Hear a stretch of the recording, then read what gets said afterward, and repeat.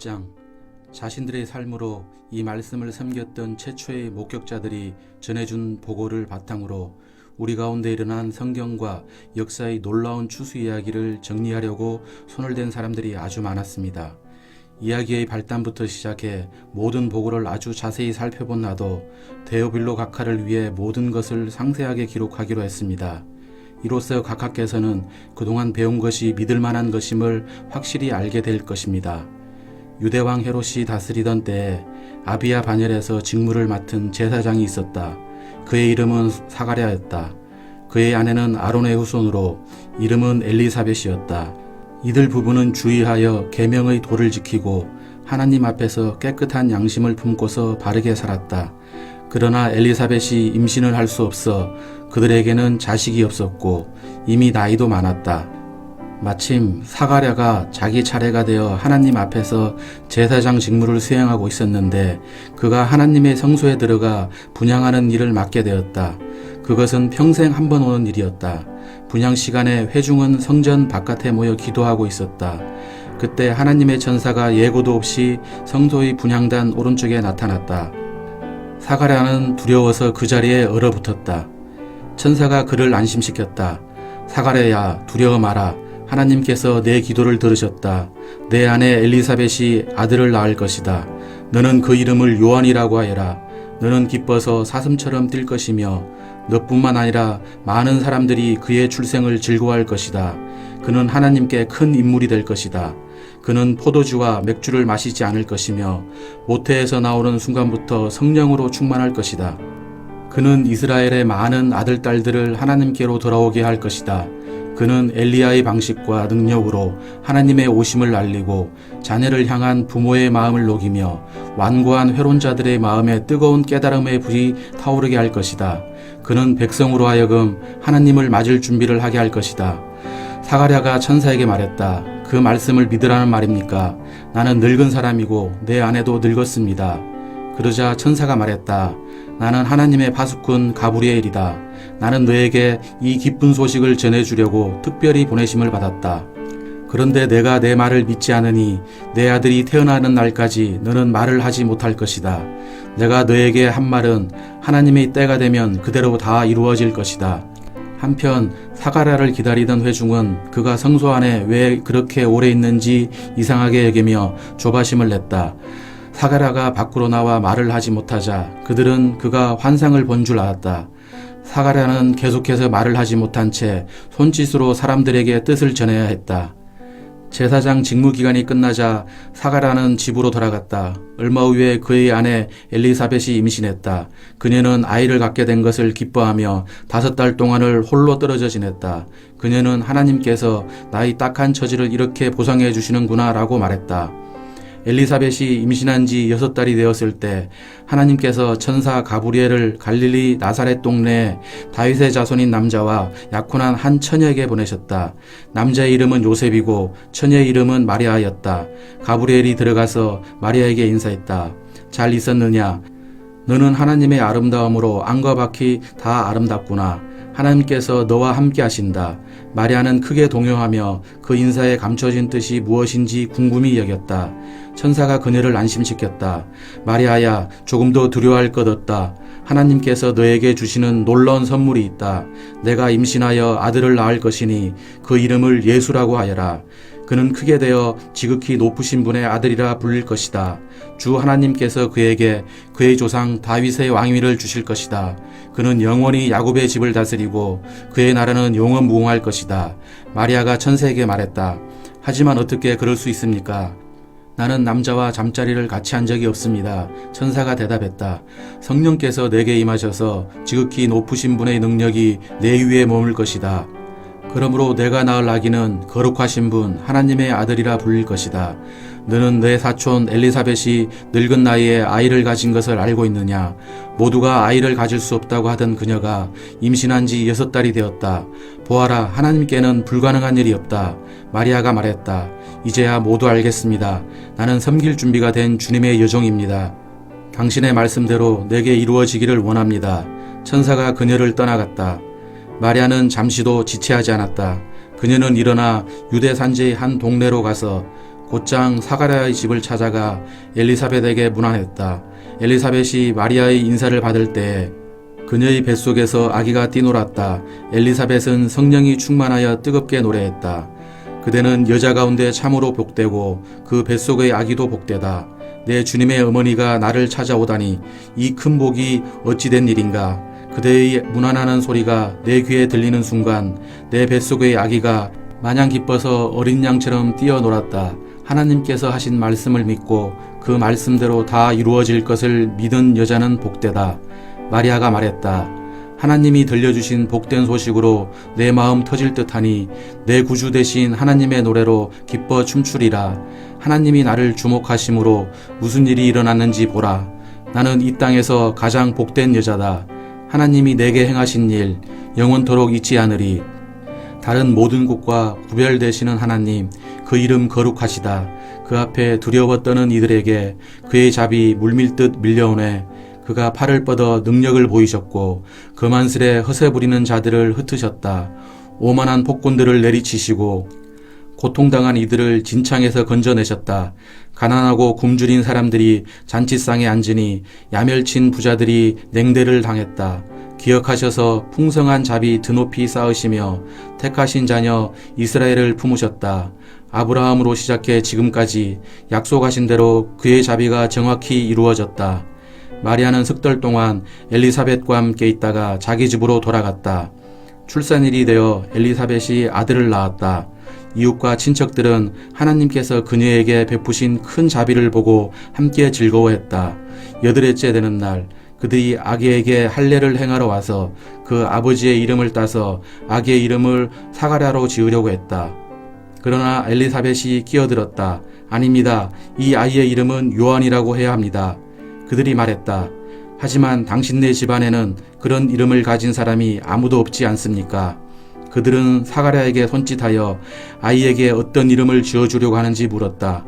사가랴가 서판을 달라고 하더니 이렇게 했었다. 아이의 이름은 요한이라고 해야 합니다. 사람들이 모두 깜짝 놀랐다. 놀랄 일은 그것만이 아니었다. 어느새 사가랴의 입이 열리고 혀가 풀어지더니 말을 하면서 하나님을 찬양하는 것이었다. 깊은 경외심이 이웃을 덮었고 유대 온 산지 사람들이 온통 그 이야기뿐이었다. 이야기를 들은 사람들은 모두 그 일을 마음에 새기며 놀라워했다. 이 아이가 장차 어떤 사람이 될까? 하나님께서 이 일에 함께 하신 것이 분명하다. 사가랴가 성령이 충만하여 이렇게 예언했다. 이스라엘 주 하나님을 찬양하여라. 그가 오셔서 그 백성을 자유케 하셨다. 그가 구원의 능력을 우리 삶의 중심에 그의 종 다윗의 집에 두셨으니 그의 거룩한 예언자들을 통해 오래전 약속하신 말씀 그대로 우리를 원수들과 우리를 미워하는 모든 손에서 건지셨다. 우리 조상에게 자비를 베푸셔서 말씀하신 것을 기억하고 행하셨으니 곧 우리 조상 아브라함에게 맹세하신 대로 적진에서 우리를 구하셨다. 우리로 하여금 세상 걱정 없이 그분을 예배하며 사는 날 동안 그분 앞에 거룩하게 하셨다. 지극히 높으신 분의 예언자인 내 아기여, 너는 주님 앞서가서 그의 길을 예비하고 그의 백성의 구원과 죄 용서의 소식을 전해줄 것이다. 하나님의 자비로우신 마음, 하나님의 해돋움 우리에게 임하셔서 어둠 속 죽음의 그늘에 앉아있는 이들을 비추고 우리의 길을 한 걸음씩 밝혀 평화의 길로 인도할 것이다. 아이는 자라며 심령이 굳세어졌다. 그는 예언자로 이스라엘에 등장하기까지 광야에서 살았다. 2장. 그 무렵 아우구스투스 황제가 명령을 내게 내려 제국 전역의 인구조사를 실시하도록 했다. 이것은 구레뇨가 시리아 총독일 때 실시한 첫 인구조사였다. 모든 사람이 자기 조상의 고향으로 가서 조사를 받아야 했다.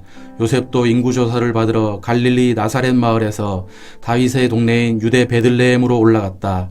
그는 다윗의 자손이었으므로 그곳으로 가야 했다. 요셉은 약혼녀 마리아와 함께 갔는데 그녀는 임신 중이었다. 그들이 거기 머무는 동안 출산할 때가 되었다.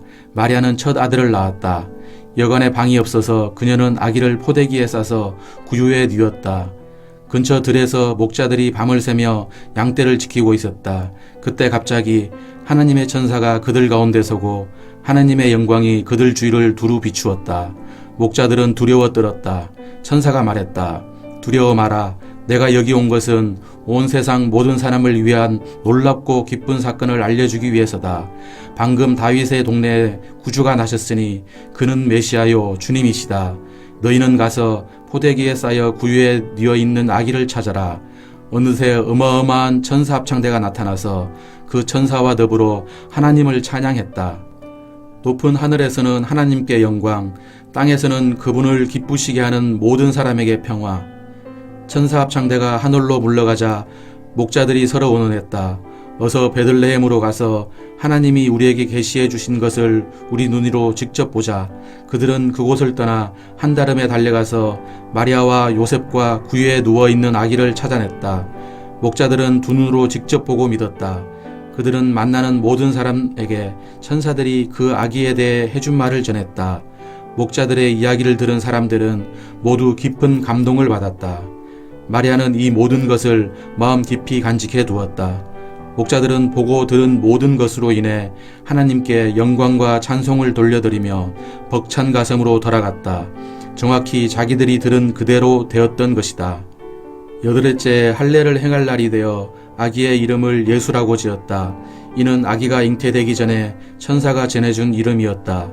모세의 규정에 따라 정결 예식을 치를 날이 되자 마리아와 요셉은 아기를 데리고 예루살렘으로 올라갔다. 어머니의 태에서 처음 난 남자는 누구나 하나님께 거룩한 제물이 되어야 한다고 규정한 하나님의 율법에 따라 아기를 하나님께 바치려는 것이었다. 또한 하나님의 율법에 정한 대로 산비둘기 한 쌍이나 집비둘기 새끼 2마리를 희생 제물로 드리려는 것이었다. 당시 예루살렘에 시므온이라는 사람이 있었는데 그는 이스라엘이 구원받기를 바라고 기도하며 살아온 선한 사람이었다. 성령께서 그 사람 위에 머물러 계셨다. 일찍이 성령께서 그가 죽기 전에 하나님의 메시아를 볼 것이라고 그에게 일러주셨다. 시므온은 성령께 이끌려 성전으로 들어갔다. 마침 아기 예수의 부모가 율법에 규정한 예식을 행하려고 아기를 데려왔다. 시므온은 아기를 품에 안고 하나님을 찬양했다. 하나님, 이제 이 종을 놓아주시되 약속하신 대로 저를 평안히 놓아주셨습니다. 제 눈으로 주님의 구원을 보았고 모든 사람이 볼 수 있도록 밝히 드러났습니다. 이는 이방 나라들의 하나님을 계시하는 빛이요 주님의 백성 이스라엘에게는 영광입니다. 예수의 부모는 이 말에 놀라서 아무 말도 하지 못했다. 시므온이 그들을 축복하면서 어머니 마리아에게 말했다. 이 아기는 이스라엘 가운데 많은 사람들의 실패와 회복의 표이자 오해와 반대를 받을 인물, 당신의 마음을 칼로 찌를 고통입니다. 그러나 그 거부는 오히려 그들의 가면을 벗겨내어 마침내 하나님께서 그들의 실체를 드러내실 것입니다. 아셀 지파 바누엘의 딸인 예언자 안나도 거기에 있었다. 안나는 나이가 아주 많았다. 그녀는 결혼하고 7년 만에 혼자 된 이후로 84살이 되도록 과부로 살았다. 안나는 성전 경례를 떠나지 않고 금식하고 기도하며 밤낮으로 하나님께 예배를 드렸다. 시므온이 기도하고 있는 바로 그때 안나가 나타나 하나님께 찬송을 드리면서 예루살렘의 해방을 간절히 기다리는 모든 사람에게 이 아기에 대해 이야기해 주었다. 마리아와 요셉은 하나님의 율법에 규정된 일을 다 마치고 갈릴리에 있는 자기 동네 나사렛으로 돌아왔다. 거기서 아이는 튼튼하고 지혜롭게 자랐다. 하나님의 은혜가 그 아이 위에 머물러 있었다. 해마다 6월절이 되면 예수의 부모는 예루살렘으로 순례길을 떠났다. 예수가 12살 되던 해에 그들은 늘 하던 대로 6월절을 지키러 올라갔다. 절기가 끝나 집으로 돌아갈 때 아이 예수는 예루살렘에 남아 있었지만 부모는 그 사실을 몰랐다. 그들은 순례자의 무리 어딘가에 아이가 있겠거니 생각하고 꼬박 하룻길을 가서야 친척과 이웃 가운데서 아이 예수를 찾기 시작했다.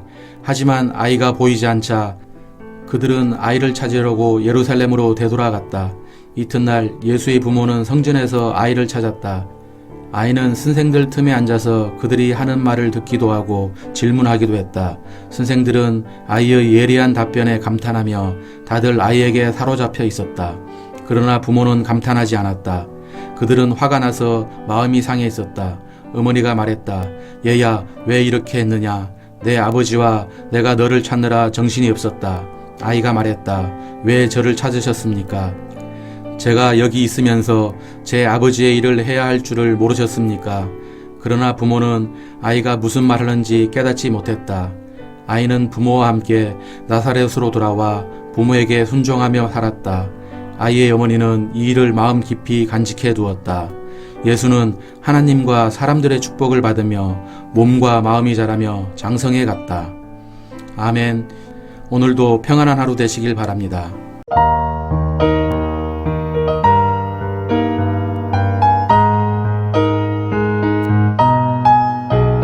누가복음 3장. 디베르 황제가 다스린 지 15년째 되는 해, 곧 본디오 빌라도가 유대 총독으로 있고 헤롯이 갈릴리를 다스리고 그 동생 빌립이 이두레와 드라고닛을 다스리고 루사니아가 아빌레네를 다스리고 안나스와 가야바가 대제사장으로 있을 때 사가랴의 아들 요한이 광야에 있다가 하나님의 메시지를 받았다. 그는 요단강 주변 지역을 두루 다니며 삶을 고쳐 죄 용서를 받는 세례를 선포했다. 그것은 예언자 이사야의 글에 기록된 대로였다. 광야에서 외치는 소리여, 하나님 오심을 준비하여라. 길을 평탄하고 곧게 하여라. 패인 곳이 메워지고 솟은 곳이 평평해지며 우회로는 곧은 길이 되고 흙길은 포장될 것이다. 모든 사람이 거기서 하나님의 구원 행렬을 볼 것이다. 세례가 인기 있는 일이 되다 보니 사람들이 무리지어 세례를 받으러 나왔다. 요한은 그들에게 버럭 소리를 질렀다. 뱀의 자식들아, 이 강가에 슬그머니 내려와서 무엇을 하는 거냐? 너희의 뱀 가죽에 물을 좀 묻힌다고 하나님의 심판을 비켜갈 것 같으냐? 바꿔야 할 것은 너희 겉가죽이 아니라 너희 삶이다. 아브라함을 조상으로 내세우면 다 통할 것이라고 생각하지 마라. 아브라함의 자손인 것과는 아무 상관없는 일이다. 흔해 빠진 것이 아브라함의 자손이다. 하나님께서 원하시면 돌들로도 아브라함의 자손을 만드실 수 있다. 중요한 것은 너희 삶이다. 너희 삶은 푸르게 꽃피고 있느냐? 말라 죽은 가지라면 땔감이 되고 말 것이다. 우리가 요한에게 물었다. 그러면 우리가 어떻게 해야 합니까? 요한이 말했다. 옷이 2벌 있거든 한 벌은 나누어 주어라. 음식도 똑같이 그렇게 하여라. 세금 징수원들도 세례를 받으러 와서 말했다. 선생님, 우리는 어떻게 해야 합니까? 요한이 그들에게 말했다. 더 이상 착취하지 마라. 법에 정한 만큼만 세금을 거둬라. 군인들도 그에게 물었다. 우리는 어떻게 해야 합니까? 요한이 그들에게 말했다. 억지로 빼앗거나 협박하지 마라. 너희가 받는 봉급으로 만족하여라. 어느새 사람들의 관심이 고조되고 있었다. 그들은 모두 이 요한이 혹시 메시아가 아닐까? 하고 궁금해하기 시작했다. 그러자 요한이 끼어들었다. 나는 이 강에서 세례를 주고 있다. 이 드라마의 주인공은 너희 안에 천국의 삶과 불과 성령을 발화시켜 너희를 완전히 바꾸어 놓으실 것이다. 그분께 비하면 나는 잔 심부름꾼에 지나지 않는다. 그분은 집을 깨끗이 하실 것이다. 너희 삶을 대대적으로 정리하실 것이다. 그분은 참된 것은 모두 하나님 앞 제자리에 두시고 거짓된 것은 모두 끄집어내어 쓰레기와 함께 태워버릴 것이다. 그 밖에도 많은 말을 들려주었는데 사람들에게 힘이 되는 말, 용기를 복돋아 주는 말이었다. 메시지였다. 그러나 자기 동생 빌립의 아내 헤로디아의 일로 요한에게 책망을 받고 마음이 찔렸던 통치자 헤롯은 자신의 수많은 악한 행동에 한 가지 악행을 더했다. 요한을 감옥에 가둔 것이다. 사람들이 모두 세례를 받은 뒤에 예수께서 세례를 받으셨다. 예수께서 기도하실 때 하늘이 열리고 성령이 비둘기같이 그분 위에 내려오셨다. 성령과 더불어 한 음성이 들려왔다. 너는 내가 사랑으로 선택하고 구별한 내 아들, 내 삶의 전부다. 예수께서 공성회를 시작하실 때 나이가 30살쯤 되셨다.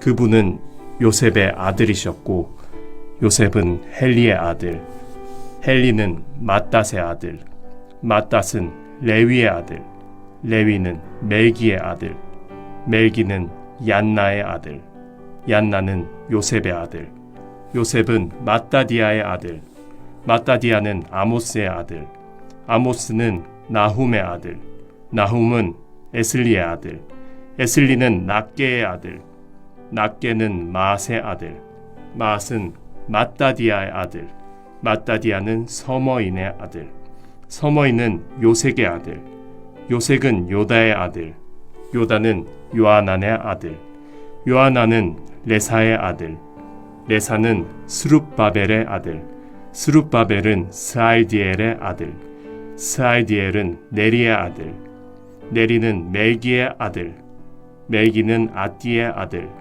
아띠는 고삼의 아들, 고삼은 엘마담의 아들, 엘마담은 에르의 아들, 에르는 예수의 아들, 예수는 엘리에서의 아들, 엘리에서는 요림의 아들, 요림은 맏닷의 아들, 맏닷은 레위의 아들, 레위는 시므온의 아들, 시므온은 유다의 아들, 유다는 요셉의 아들, 요셉은 요남의 아들, 요남은 엘리야김의 아들, 엘리야김은 멜레아의 아들, 멜레아는 맨나의 아들, 맨나는 맏다다의 아들, 맏다다는 나단의 아들, 나단은 다윗의 아들, 다윗은 이새의 아들, 이새는 오벳의 아들, 오벳은 보아스의 아들, 보아스는 살몬의 아들, 살몬은 나손의 아들, 나손은 아미나답의 아들,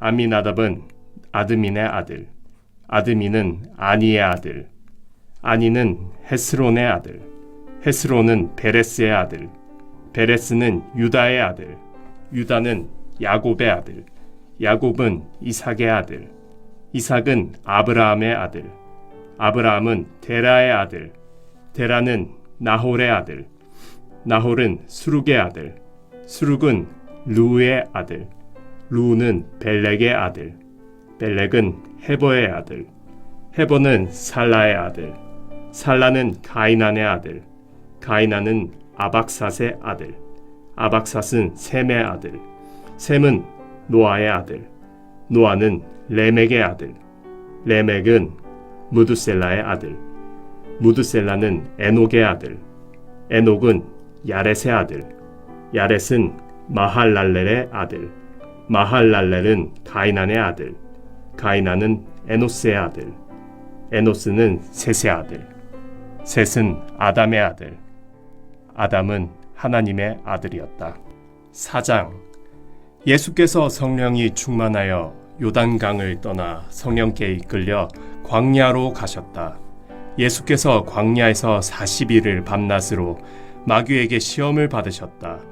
그동안 예수께서 아무것도 드시지 않았고 그 기간이 다 되니 예수께서 배가 고프셨다. 마귀는 그분의 배고픔을 이용해 첫 번째 시험을 내놓았다. 너는 하나님의 아들이니 이 돌한테 명하여 빵덩이가 되게 해보아라. 예수께서 신명기를 인용해 답하셨다. 사람이 빵으로만 사는 것이 아니다. 두 번째 시험으로 마귀는 그분을 이끌고 높은 데로 올라가서 지상의 모든 나라를 한꺼번에 펼쳐 보였다. 그런 다음 마귀가 말했다. 너를 즐겁게 해줄 이 모든 영광이 다 내 것이다. 이 모든 것이 내 손에 있으니 누구든지 내가 원하는 자에게 넘겨줄 수 있다. 내게 경배하기만 하면 다 내 것이다. 예수께서 다시 한번 신명기 말씀으로 쐐기를 박으셨다. 주 너의 하나님 오직 그분만을 경배하여라. 일편단심으로 그분을 섬겨라. 세 번째 시험으로 마귀는 그분을 예루살렘으로 데려가서 성전 꼭대기에 세워놓고 말했다. 내가 하나님의 아들이면 뛰어내려 보아라. 그분께서 천사들을 시켜 너를 보호하고 지키게 하셨다. 천사들이 너를 받아서 발가락 하나 돌에 채이지 않게 할 것이다 라고 성경에 기록되지 않았느냐? 예수께서 대답하셨다. 그렇다. 하지만 주 너의 하나님을 시험하지 말라고도 기록되어 있다. 그곳으로 시험이 끝났다. 마귀는 잠시 물러갔고 숨어서 다음 기회를 노렸다. 예수께서 성령의 능력을 입고 갈릴리로 돌아오셨다. 예수께서 오셨다는 소식이 그 지방 두루 퍼졌다. 예수께서 회당에서 가르치시자 모든 사람이 환호하고 즐거워했다. 예수께서 자기가 자란 동네인 나사렛에 가셨다. 안식일에 그분은 늘 하시던 대로 회당으로 가셨다. 예수께서 성경을 낭독하려고 서시자 누군가가 그분께 예언자 이사야의 두루마리를 건넸다. 예수께서 두루마리를 펴서 다음과 같이 기록된 곳을 찾으셨다. 하나님의 영이 내게 임하시니 그가 나를 택하여 가난한 이들에게 복된 소식의 메시지를 전하게 하셨다. 나를 보내셔서 감옥에 갇힌 이들에게 사면을, 눈먼 이들에게 다시 보게 됨을 선포하고 눌리고 지친 이들을 자유케 하여 지금은 하나님이 일하시는 해라고 선포하게 하셨다. 예수께서 두루마리를 말아 그 맡은 사람에게 돌려주시고 자리에 앉으셨다. 회당 안에 시선이 일제히 그분께 모아졌다. 그러자 예수께서 이렇게 말문을 여셨다. 방금 너희가 들은 성경 말씀이 역사가 되었다. 이 성경 말씀이 바로 지금 이 자리에서 이루어졌다. 예수께서 어찌나 말씀을 잘하시는지 보고 듣던 사람이 모두 놀랐다. 그러나 한편으로는 이렇게 말했다. 이 사람은 우리가 어려서부터 알던 요셉의 아들이 아닌가? 예수께서 대답하셨다. 너희는 의사야, 가서 내 병이나 고쳐라 하는 속담을 인용해서 내가 가버나움에서 한 일이 있다던데 그것을 여기 내 고향에서도 해보아라 할 것이다. 하지만 내가 너에게 해줄 말이 있다. 예언자는 자기 고향에서 환영받지 못하는 법이다. 엘리야 시대에 3년 반 동안 가뭄이 들어 기근으로 땅이 황폐해졌을 때 이스라엘에 과부가 많았으나 시돈의 사렙다에 사는 과부에게만 엘리야가 보냄을 받지 않았느냐? 또 예언자 엘리사 시대에 이스라엘에 나병 환자가 많았으나 깨끗함을 받은 사람은 시리아 사람 나만뿐이었다. 회당 안에 있던 사람들 모두가 그 말에 화가 났다. 그들은 예수를 내몰아 동네 밖으로 쫓아낸 다음 동네 끝에 있는 벼랑으로 끌고 가서 그를 밀쳐 죽이려고 했다. 그러나 예수께서 그들에게서 벗어나 자기의 길을 가셨다. 예수께서 갈릴리의 한 마을 가버나움으로 내려가셔서 안식일에 사람들을 가르치셨다. 그들이 놀라며 감동을 받았다. 그분의 가르침은 그들이 늘 듣던 모호한 궤변이나 인용문과는 달리 아주 솔직하고 확신에 차서 권위가 있었다. 그날 회당에 귀신이 들려 고통당하는 사람이 있었다. 그가 소리를 질렀다. 아, 나사렛 사람 예수여, 무슨 일로 우리한테 왔습니까? 나는 당신이 무슨 일을 하려는지 압니다. 당신은 하나님의 거룩한 분이시며 우리를 멸하러 왔습니다. 예수께서 그의 입을 막으셨다. 조용히 하고 그에게서 나오너라. 귀신은 모든 사람이 보는 앞에서 그 사람을 쓰러뜨리고 떠나갔다. 귀신은 그 사람에게 상처는 입히지 않았다. 그러자 모든 사람이 크게 놀라서 서로 수군거렸다. 이게 어찌된 일인가? 이 사람은 말한 대로 이루어지게 하는 사람인가? 이 사람이 나가라고 명령하면 귀신도 떠나는가? 마을 전체가 온통 예수 이야기뿐이었다. 예수께서 회당을 떠나 시몬의 집으로 가셨다. 시몬의 장모가 고열에 시달리고 있었다. 사람들이 예수께 그녀를 위해 뭔가를 해주시기를 구했다. 예수께서 곁에서 지켜보시다가 열병이 떠나라고 명령하자 열병이 떠났다. 그 장모가 곧 일어나 일행의 저녁을 준비했다. 해가 저물자 사람들이 여러 병을 앓고 있는 사람들을 예수께 데리고 왔다. 예수께서는 한 사람 한 사람에게 손을 얹어 고쳐주셨다. 귀신들이 떼를 지어 떠나가며 소리를 질렀다. 하나님의 아들이여, 당신은 하나님의 아들입니다.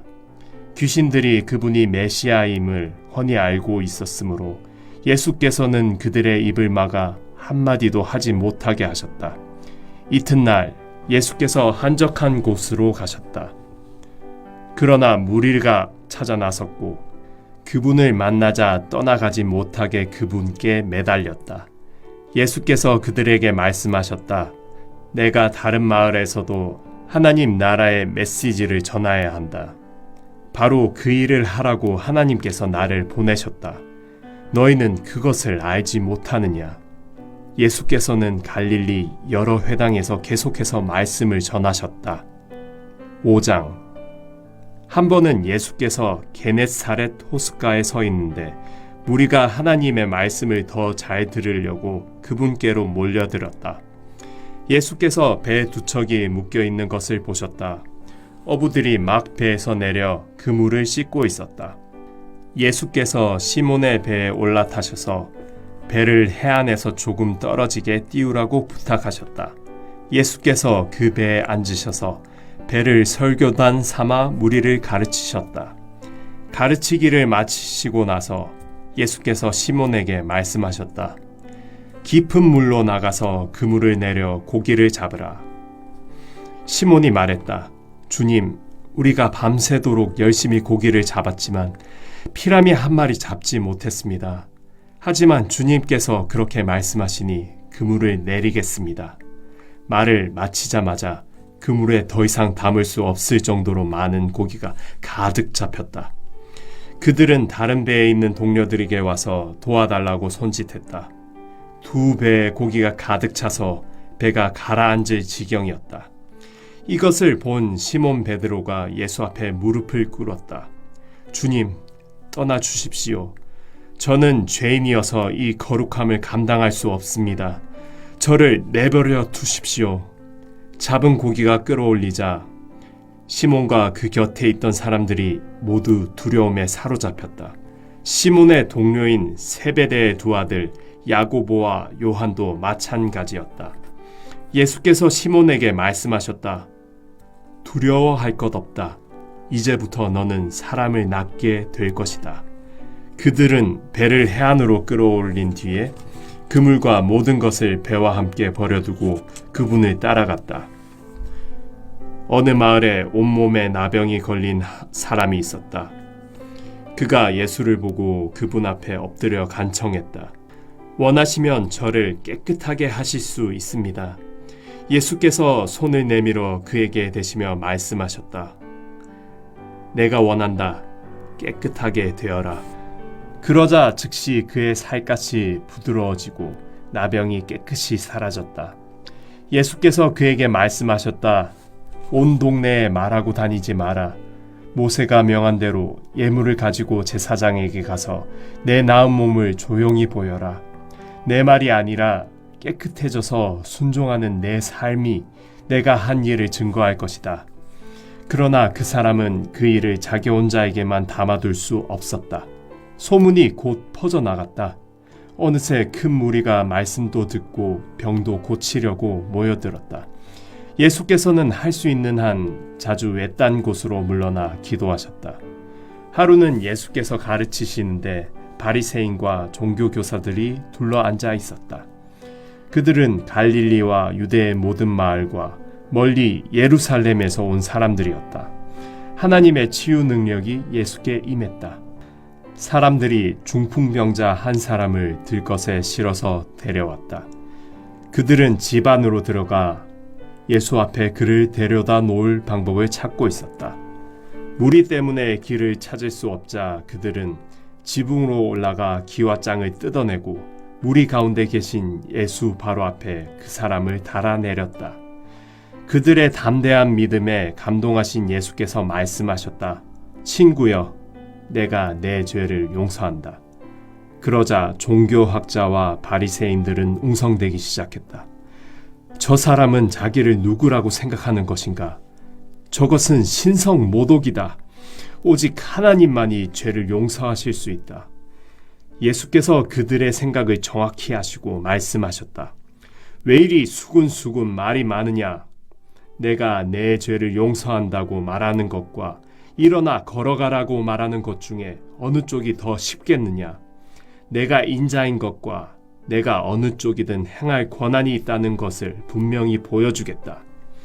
예수께서 중풍병자에게 직접 말씀하셨다.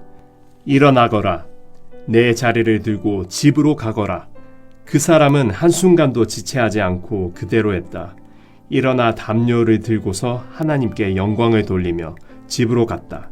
사람들은 도무지 믿기지 않아 자신들의 눈을 비볐다.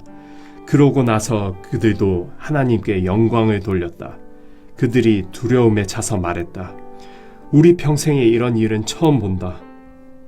이 일 후에 예수께서 밖으로 나가서 레위라는 사람이 자기 일터에서 세금을 걷고 있는 것을 보셨다. 예수께서 말씀하셨다. 나와 함께 가자. 그는 예수를 따라갔다. 모든 것을 버려두고 그분과 동행한 것이다. 레위는 예수를 위해 자기 집에서 성대한 저녁 식사를 베풀었다. 세금 징수원들과 그 밖에도 평판이 좋지 않은 인물들이 저녁 식사 손님으로 와 있었다. 바리새인과 종교학자들이 속이 잔뜩 뒤틀려서 그분의 제자들에게 다가왔다. 당신네 선생이 사기꾼과 죄인들과 함께 먹고 마시다니 이게 대체 어찌 된 일이오? 예수께서 그 말을 들으시고 분명하게 말씀하셨다. 의사가 필요한 사람이 누구냐? 건강한 사람이냐? 병든 사람이냐? 내가 여기 있는 것은 영향력 있는 사람이 아니라 소외된 사람을 초청하려는 것이다. 변화된 삶, 곧 안과 밖이 모두 변화된 삶으로 그들을 초청하려는 것이다. 그들이 예수께 물었다. 요한의 제자들은 금식하고 기도하는 것으로 잘 알려져 있습니다. 바리새인들도 그렇습니다. 그런데 당신은 잔치에서 보내는 시간이 대부분인 것 같은데 이게 어찌 된 일입니까? 예수께서 말씀하셨다.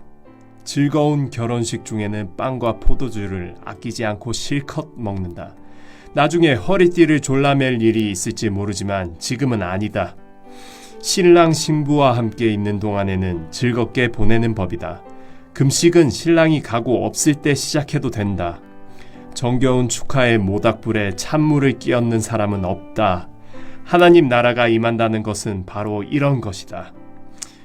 멀쩡한 스카프를 잘라서 낡은 작업복에 대고 깁는 사람은 없다. 서로 어울리는 천을 찾게 마련이다. 낡고 금이 간 병에는 포도주를 담지 않는 법이다. 새로 담근 포도주는 단단하고 깨끗한 병에 담는다. 그리고 잘 묵은 고급 포도주를 맛본 사람은 덜 묵은 포도주를 찾지 않는다. 아멘. 오늘도 주님 안에서 복된 하루 보내시기 바랍니다.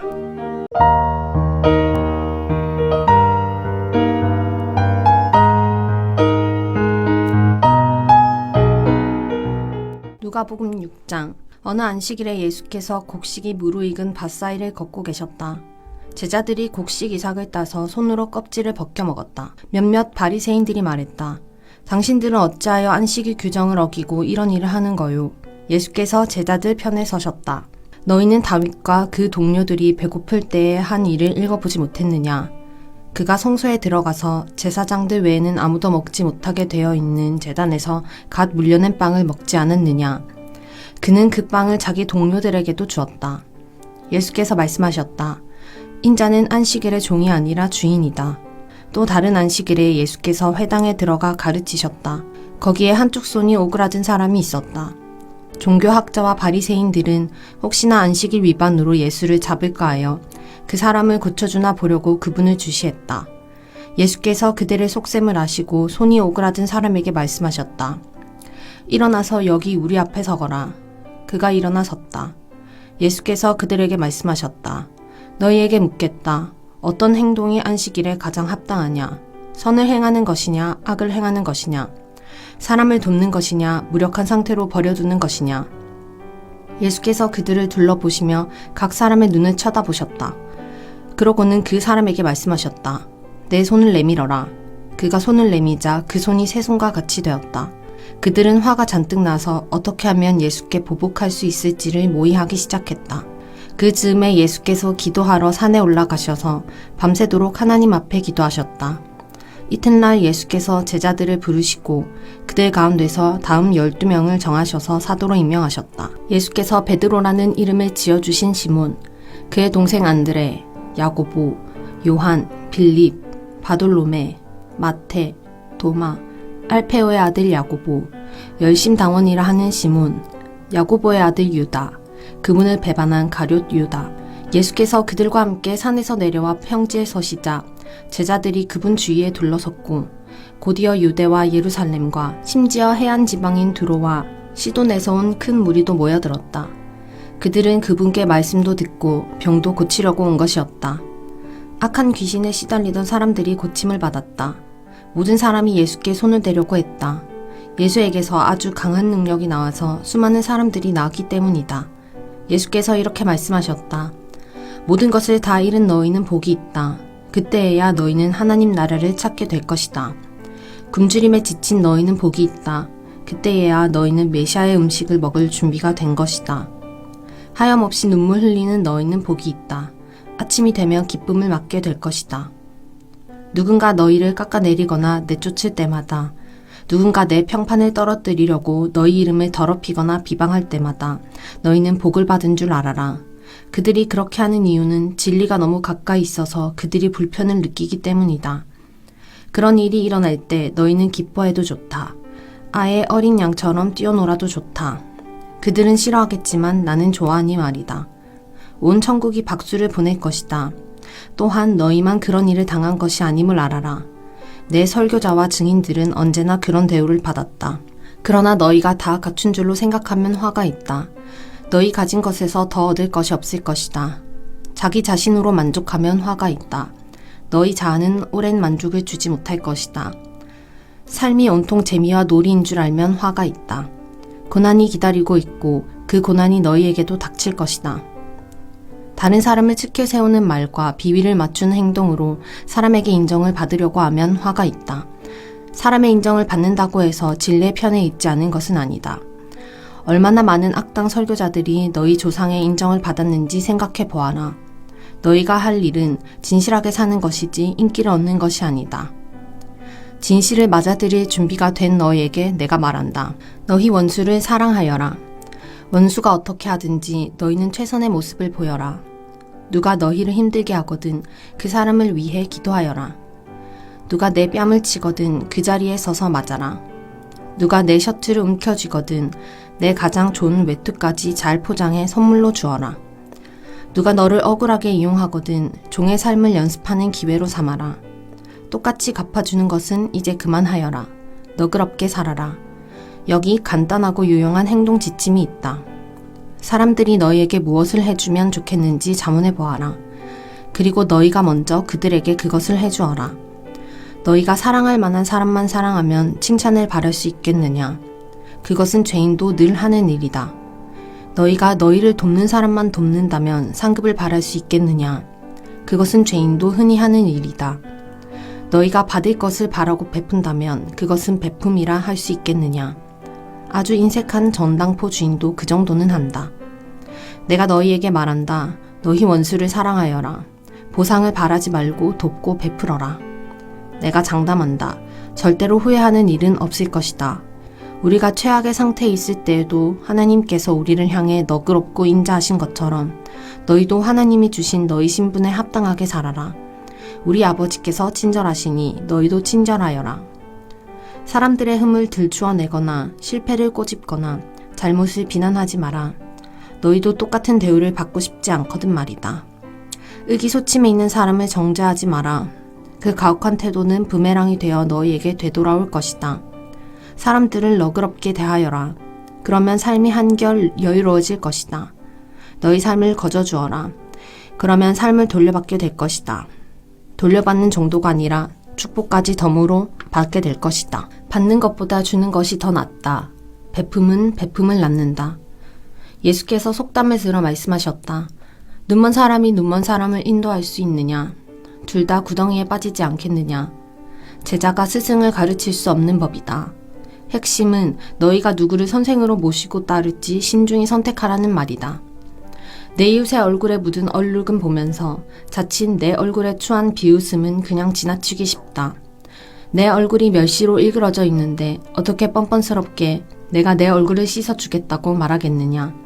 이는 내가 너보다 잘 안다는 사고방식이며 자기 몫을 살기보다는 남보다 거룩한 척 연기를 하는 것이다.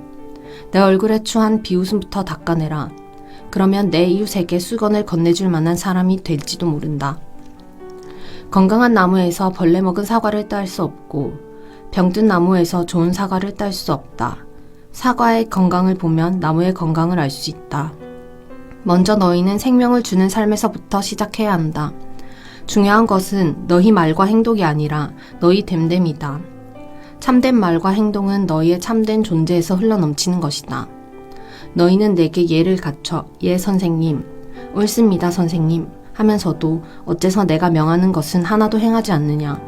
내가 너희에게 하는 이 말은 너희 삶에 덧붙이는 장식이나 너희 생활 수준을 높여주는 리모델링 같은 것이 아니다. 내 말은 추춧돌과도 같아서 너희는 내 말 위에 인생을 지어야 한다. 너희가 내 말을 너희 삶으로 실천하면 너희는 땅을 깊이 파서 반석 위에 집의 기초를 놓은 현명한 목수와 같다. 강둑이 터져 강물이 들이쳐도 그 집은 꿈쩍도 하지 않는다. 오래 가도록 지어진 집이기 때문이다. 그러나 너희가 내 말을 성경 공부 때만 사용하고 삶으로 실천하지 않으면 너희는 추춧돌을 생략하고 집을 지은 미련한 목수와 같다. 강물이 불어 집에 들이치자 그 집은 맥없이 무너지고 말았다. 완전히 유실되고 말았다. 7장. 예수께서 사람들에게 말씀을 마치시고 가버나움으로 가셨다. 그곳에 있는 어떤 로마군 지휘관의 종이 죽어가고 있었다. 지휘관은 그 종을 무척 귀히 여겼으므로 그를 잃고 싶지 않았다. 예수께서 돌아오셨다는 말을 들은 지휘관은 유대인 공동체 지도자들을 예수께 보내어 오셔서 자기 종을 고쳐달라고 정했다. 그들은 예수께 가서 그렇게 해주실 것을 간절히 구했다. 이 사람은 선생님께서 요청을 들어주셔도 좋은 사람입니다. 그는 우리 민족을 사랑하여 우리에게 회당까지 지어주었습니다. 예수께서 그들과 함께 가셨다. 그 집에 도착하려면 아직 한참을 더 가야 하는데 지휘관이 보낸 친구들이 와서 예수께 말을 전했다. 주님, 이렇게 수고하실 것 없습니다. 주님이 아시듯이 저는 그리 선한 사람이 못 됩니다. 주님이 저희 집에 오시면 제가 당황스럽고 제가 주님 앞에 직접 나서기도 그렇습니다. 그저 명령만 내리시면 저희 종이 낫겠습니다. 저도 명령을 받기도 하고 내리기도 하는 사람입니다. 제가 한 병사에게 가라고 하면 가고 다른 병사에게 오라고 하면 옵니다. 그리고 저의 종에게 이것을 하라고 하면 합니다. 예수께서 크게 놀라시며 동행한 무리에게 말씀하셨다. 하나님을 알고 그분이 일하시는 방식을 훤히 알아야 마땅한 이스라엘 백성 중에서도 이렇게 단순한 믿음은 아직 보지 못했다. 말을 전하러 온 사람들이 집에 돌아가 보니 종이 다 나아 있었다. 얼마 후에 예수께서 나인이라는 마을로 가셨다. 제자들과 꽤 많은 무리가 그분과 함께 있었다. 그들이 마을 어귀에 다다랐을 때 장례 행렬과 마주쳤다. 한 여자의 외아들을 묻으러 가는 행렬이었다. 죽은 아들의 어머니는 과부였다. 예수께서 그 여자를 보시고 가슴이 미어지셨다. 예수께서 그 여자에게 울지 마라 하고 말씀하셨다. 그러고는 가까이 다가가 관에 손을 대자 관을 메고 가던 사람들이 걸음을 멈췄다. 예수께서 말씀하셨다. 청년아, 내가 내게 말한다. 일어나라. 그러자 죽었던 아들이 일어나 앉아 말을 하기 시작했다. 예수께서 그 아들을 어머니에게 돌려주셨다. 모든 사람은 자신들이 지금 거룩한 신비의 자리에 있으며 하나님께서 그들 가운데서 일하고 계심을 깨닫고는 조용히 경배했다. 그러고는 떠들썩하게 감사하며 서로 큰 소리로 외쳤다. 하나님이 돌아오셔서 자기 백성의 필요를 돌보아 주신다. 예수의 소문이 온 지역에 두루 퍼졌다. 요한의 제자들이 이 모든 일을 요한에게 알렸다. 요한은 제자 가운데 두 사람을 주님께 보내어 물었다. 우리가 기다려온 분이 선생님이십니까? 아니면 아직도 기다려야 합니까? 두 사람이 예수 앞에 와서 말했다. 세례자 요한이 우리를 선생님께 보내어 우리가 기다려온 분이 선생님이십니까? 아니면 아직도 기다려야 합니까? 하고 물어보라고 했습니다. 예수께서는 몇 시간에 걸쳐 질병과 고통과 악한 귀신으로 시달리는 많은 사람들을 고쳐주시고 눈먼 많은 사람들의 눈을 뜨게 해주셨다. 가서 방금 너희가 보고 들은 것을 요한에게 알려라. 눈먼 사람이 보고 저는 사람이 걷고 나병 환자가 깨끗해지고 귀먹은 사람이 듣고 죽은 사람이 살아나며 이 땅의 불쌍한 사람들에게 하나님의 환대와 구원이 베풀어지고 있다. 이것이 너희가 기대하던 것이냐? 그렇다면 너희야말로 복된 줄 알아라. 요한이 보낸 사람들이 떠나자 예수께서 요한에 대해 무리에게 더 말씀하셨다. 그를 보러 광야로 나갈 때에 너희는 무엇을 기대했더냐? 주말을 쉬러 나온 사람이더냐? 아닐 것이다. 그럼 무엇이냐? 멋진 양복을 차려입은 교주더냐? 광야에서는 어림도 없다. 그럼 무엇이냐? 하나님의 메시지를 전하는 사람이냐? 맞다. 하나님의 심부름꾼이다. 너희 평생의 최고의 하나님 심부름꾼인 것이다. 그는 예언자 말라기가 말한 그 심부름꾼이다. 내가 내 심부름꾼을 앞서 보내어 내 길을 평탄하게 만들 것이다. 내가 너희에게 최대한 알기 쉽게 설명하겠다. 역사상 어느 누구도 세례자 요한보다 나은 사람은 없다. 그러나 그가 너희에게 준비시킨 천국에서는 가장 낮은 사람이라도 요한보다 앞선다. 요한의 말을 듣고 그에게 세례를 받아 천국에 들어온 평범하고 평판이 좋지 않은 사람들이 가장 분명한 증거다. 바리새인과 종교 관리들은 그런 세례를 거들떠 보지도 않았고 자기보다 못한 사람들에게 자기 자리를 내줄 마음도 없었다. 이 세대 사람들을 어떻게 설명할 수 있을까? 그들은 우리는 더 놀고 이야기하고 싶은데 엄마 아빠는 늘 피곤하고 바쁘다고 해요 하고 불평을 늘어놓는 아이와 같다. 세례자 요한이 와서 금식하니 너희는 그가 미쳤다고 했다. 인자가 와서 실컷 먹으니 너희는 인자가 술고래라고 했다. 본래 여론조사는 믿을 만한 것이 못되지 않더냐. 음식 맛은 먹어보아야 안다. 바리새인 가운데 한 사람이 예수를 식사에 초대했다. 예수께서 그 바리새인의 집에 가셔서 저녁 식탁에 앉으셨다. 마침 그 동네에 창녀인 한 여자가 있었는데 예수께서 바리새인의 집에 손님으로 와 계신다는 소식을 듣고는 아주 값비싼 향유 한 병을 가지고 왔다. 그 여자는 그분의 발치에 서서 울며 그분 발에 눈물을 쏟았다. 그리고 자기 머리카락을 풀어 그분의 발을 닦고 그 발에 입을 맞추고 향유를 발랐다. 예수를 초대한 바리새인이 그것을 보고는 이 사람이 만일 내가 생각한 대로 예언자라면 자기의 비위를 맞추는 이 여자가 어떤 부류인지 알았을 텐데 하고 혼잣말을 했다. 예수께서 그에게 말씀하셨다. 시몬아, 내가 너에게 할 말이 있다. 말씀하십시오. 두 사람이 은행가에게 빚을 졌다. 한 사람은 은화 500을 빚졌고 다른 한 사람은 50을 빚졌다.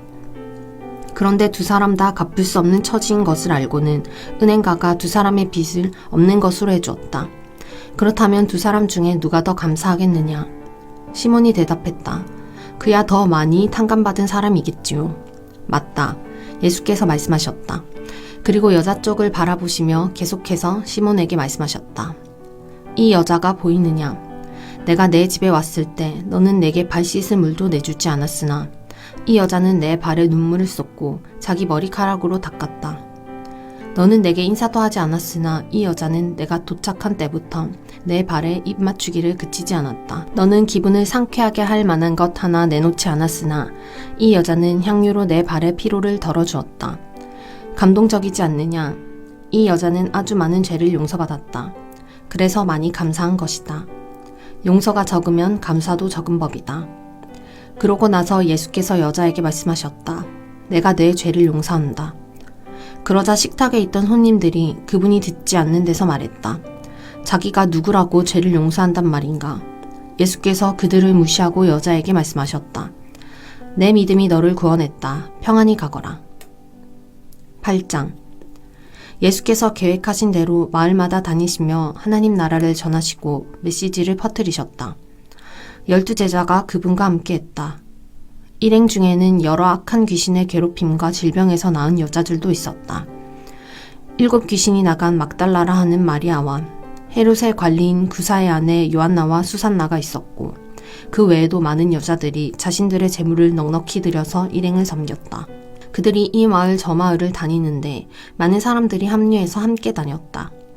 예수께서 그들에게 이 이야기로 말씀하셨다. 농부가 밖에 나가서 씨를 뿌렸다. 덜어는 길 위에 떨어져서 발에 밟히고 새들이 먹어버렸다. 다른 씨는 자갈밭에 떨어져서 싹이 났으나 뿌리가 튼튼하지 못해 이내 씨들어 버렸다. 다른 씨는 잡초밭에 떨어져서 씨와 함께 잡초가 자라 싹을 짓눌러 버렸다. 다른 씨는 비옥한 땅에 떨어져서 풍작을 이루었다. 너희는 듣고 있느냐? 정말로 듣고 있느냐? 제자들이 물었다. 왜 이 이야기를 말씀해 주셨습니까? 예수께서 말씀하셨다. 너희에게는 하나님 나라를 아는 깨달음이 주어졌다. 너희는 하나님 나라가 어떻게 되어가는지 안다.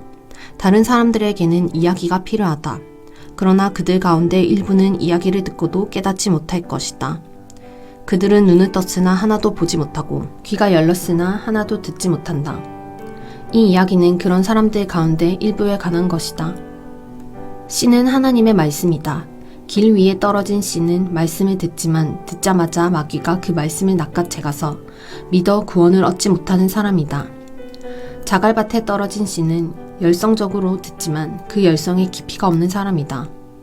그 열성은 또 한 번의 유행일 뿐 어려움이 닥치는 순간에 사라져 버린다. 잡초밭에 떨어진 씨는 말씀을 듣지만 세상 사는 일로 내일을 염려하면서 돈 벌고 즐기느라 씨가 자리 잡지 못해 아무 소득이 없는 사람이다. 그러나 좋은 땅에 떨어진 씨는 무슨 일이 있어도 말씀을 붙잡고 견디면서 추수 때까지 변치 않는 선한 마음을 가진 사람이다. 등불을 켜서 통으로 덮어두거나 침대 밑에 두는 사람은 아무도 없다. 오히려 단 위에 올려두어 방에 들어오는 사람들이 앞을 볼 수 있도록 한다. 우리는 비밀을 감추어두지 않고 오히려 말할 것이다. 숨기지 않고 오히려 모든 것을 밝히 드러낼 것이다. 그러니 너희는 들은 것을 전하지 않는 인색한 사람이 되지 않도록 조심하여라. 베품은 베품을 낳는다. 인색하면 가난해진다. 예수의 어머니와 형제들이 왔으나 무리 때문에 그분께 가까이 갈 수 없었다. 그분께 정갈이 왔다. 선생님의 어머니와 형제들이 선생님을 만나려고 밖에 서 있습니다. 예수께서 대답하셨다. 하나님의 말씀을 듣고 행하는 사람이 나의 어머니요 나의 형제다. 순종이 피보다 진하다. 하루는 예수와 제자들이 배에 올랐다. 예수께서 호수를 건너자고 말씀하셨고 그들은 떠났다. 항해는 순탄했다. 예수께서는 잠이 드셨다. 그런데 갑자기 호수에 사나운 풍랑이 몰아쳤다. 물이 들이쳐서 배가 뒤집힐 지경이었다. 제자들이 예수를 깨웠다. 주님, 우리가 빠져 죽겠습니다. 예수께서 일어나셔서 바람에게 잠잠하여라 하시고 파도에게 잔잔하여라 명령하셨다. 그러자 호수가 이전처럼 고요해졌다. 예수께서 제자들에게 말씀하셨다. 왜 나를 신뢰하지 못하느냐? 그들은 너무도 두려워서 어찌할 바를 모른 채 겨우 입을 열었다. 도대체 이분은 누구신가? 이분의 명령에 바람과 파도도 복종하다니. 그들은 배를 타고 갈릴리 바로 맞은편에 있는 거라사 사람들의 지방으로 갔다. 예수께서 무태 내리시자 그 동네 사람 하나가 그분과 마주쳤다. 그는 귀신들에게 피해를 당하며 살아왔는데 오랫동안 옷도 입지 않고 집을 떠나 묘지에서 살았다. 그가 예수를 보더니 소리를 지르고 그분 앞에 엎드려 고함쳤다. 무슨 일로 내게 간섭합니까? 지극히 높으신 하나님의 아들 예수여, 제발 나를 괴롭게 하지 마십시오. 그 사람이 이렇게 말한 것은 예수께서 이미 더러운 귀신에게 그 사람한테서 나오라고 명령하셨기 때문이었다. 귀신이 여러 번 그 사람에게 경련을 일으키게 했기 때문에 사람들이 그를 사슬과 족쇄에 재워 늘 감시했지만 귀신 때문에 미칠 때면 그는 그 결박을 끊어버리곤 했다. 예수께서 그에게 물으셨다. 내 이름이 무엇이냐? 패거리입니다. 내 이름은 패거리입니다. 그가 이렇게 말한 것은 그가 맞는 귀신들에 들렸기 때문이었다. 귀신들은 자기들의 지옥으로 보내지 말아달라고 예수께 애원했다. 마침 근처 언덕에서 큰 돼지떼가 땅을 파헤치며 먹을 것을 찾고 있었다. 귀신들은 자기들을 돼지들 속으로 들어가게 해달라고 예수께 애걸했다. 예수께서 그렇게 하라고 말씀하셨다. 그러나 돼지떼의 형편은 그 사람의 형편보다 더 나빠졌다. 돼지들이 미쳐서 벼랑으로 우르르 몰려가더니 호수에 빠져 죽은 것이다. 돼지를 치던 사람들이 혼비백산하여 도망쳐서 시내와 마을에 이 이야기를 전했다. 사람들이 어찌된 일인지 보려고 나왔다. 그들이 예수께 다가와서 보니 귀신 들렸던 사내가 단정한 옷차림과 멀쩡한 정신으로 예수의 발 앞에 앉아 있었다. 거룩한 순간이었다. 잠시지만 그들에게 호기심보다 경외심이 앞섰다. 그때 그 일을 처음부터 목격한 사람들이 귀신 들린 사람이 어떻게 구원받았는지 이야기해 주었다. 그 후에 거라사 지방에서 온 많은 사람들이 예수께 그곳을 떠나달라고 요청했다. 그들은 너무 엄청나고 갑작스러운 변화가 두려웠기 때문이다. 예수께서는 다시 배를 타고 떠나셨다. 귀신한테 놓인 사람이 자기도 함께 가게 해달라고 간청했으나 예수께서는 그를 돌려보내며 말씀하셨다. 집으로 가서 하나님께서 내게 행하신 일을 전부 말하여라. 그는 돌아가서 예수께서 자기에게 행하신 모든 일을 온 동네에 전했다. 예수께서 오시자 무리가 그분을 반겼다. 그들 모두가 거기서 예수를 기다리고 있었다. 그때 야이로라는 사람이 예수께 다가왔다. 회당장인 그는 예수의 발 앞에 엎드려 자기 집에 가 주시기를 애원했다. 12살 난 그의 외동딸이 죽어가고 있었기 때문이다. 예수께서 밀고 당기는 무리를 해치며 그와 함께 가셨다. 그날 무리 가운데 12년 동안 혈루증으로 고생한 여자가 있었다. 그 여자는 가지고 있던 돈을 의사에게 전부 썼으나 어느 누구도 그녀에게 도움이 되지 못했다. 여자는 뒤에서 슬그머니 다가가 예수의 옷자락을 만졌다. 그 순간에 출혈이 멈추었다. 예수께서 말씀하셨다. 누가 내게 손을 대었느냐? 아무도 나서지 않자 베드로가 말했다. 주님, 수많은 사람들이 우리를 애워싸고 있습니다. 손을 댄 사람이 수십 명은 될 것입니다. 예수께서는 그냥 지나치지 않으셨다. 내게 손을 댄 사람이 있다. 내게서 능력이 빠져나간 것을 내가 안다. 더 이상 숨길 수 없게 된 여자는 떨며 그분 앞에 무릎을 꿇었다. 여자는 자신이 왜 그분께 손을 댔으며 그 순간 어떻게 병이 나았는지 사람들이 다 보는 앞에서 털어놓았다. 예수께서 말씀하셨다. 딸아, 너는 나를 신뢰하는 믿음에 모험을 했고 이제 다 나아서 온전해졌다. 잘 살아라. 복되게 살아라. 예수께서 아직 말씀하시는 중에 회당장의 집에서 사람이 와서 회당장에게 말했다. 따님이 죽었습니다. 이제 선생님을 괴롭게 해드릴 일이 없습니다. 예수께서 그 말을 들으시고 말씀하셨다. 당황하지 마라. 나만 신뢰하여라. 그러면 다 잘 될 것이다.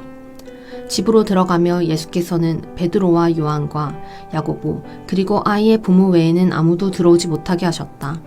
사람들이 모두 아이 때문에 울며 불며 슬퍼하고 있었다. 예수께서 말씀하셨다. 울지 마라. 이 아이는 죽은 것이 아니라 자고 있다. 사람들은 아이가 죽은 것을 알고 있었으므로 그분을 비웃었다. 예수께서 아이의 손을 붙잡고 외치셨다. 내 사랑하는 아이야, 일어나라. 아이는 곧바로 일어나서 다시 숨을 쉬었다. 예수께서 아이에게 먹을 것을 주라고 말씀하셨다. 아이의 부모는 기뻐서 어쩔 줄 몰라 했다. 예수께서는 이 일을 알리지 말라고 그들에게 엄히 명하셨다. 이 방에서 일어난 일을 아무에게도 말하지 말라. 아멘. 오늘도 주님 안에서 복된 하루 보내시기 바랍니다.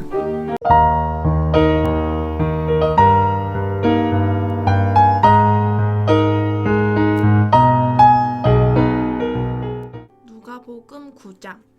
예수께서 12제자를 부르셔서 그들에게 모든 귀신을 다루고 병을 고치는 권세와 능력을 주셨다. 예수께서 하나님 나라의 소식을 전하고 병자를 고치는 일을 제자들에게 맡기셨다. 예수께서 말씀하셨다. 잔뜩 준비하지 마라. 간소하게 하여라. 너희 자신을 준비하여라. 고급 여관도 안 된다. 적당한 곳을 찾아가 떠날 때까지 그곳으로 만족하여라. 사람들이 너희를 맞아들이지 않거든 그 마을을 떠나거라. 소란 피울 것 없다. 무시해버리고 너희의 길을 가면 된다. 제자들은 위임을 받고서 길을 나섰다. 그들은 이 마을 저 마을로 다니면서 하나님의 최신 소식 곧 메시지를 전했고 가는 곳마다 사람들을 고쳐주었다. 통치자 헤롯은 이런 일들이 진행된다는 이야기를 듣고서 어떻게 받아들여야 할지 몰랐다. 요한이 죽은 자들 가운데서 살아났다고 말하는 사람들도 있고 엘리야가 나타났다고 말하는 사람들도 있고 또 옛 예언자가 출현했다고 말하는 사람들도 있었다. 헤롯은 말했다. 하지만 요한은 내가 목을 베어 죽였다. 그런데 계속해서 내 귀에 이야기가 들려오는 이 사람은 누구냐? 궁금한 마음에 헤롯은 예수가 활동하는 모습을 볼 기회를 노렸다. 사도들이 돌아와서 자기들이 한 일을 보고했다. 예수께서는 그들만 따로 데리고 벳세다라 하는 마을 근처로 가셨다. 그러나 무리가 눈치를 채고 따라왔다. 예수께서는 그들을 너그럽게 맞아주셨고 하나님 나라에 대해 말씀해 주셨다. 또한 치유가 필요한 사람들을 고쳐주셨다. 날이 저물자 12제자가 말했다. 무리를 보내서 근처 농가나 마을에서 하룻밤 묵을 곳과 먹을 것을 구하게 해야겠습니다. 여기는 인적 없는 외딴 곳입니다.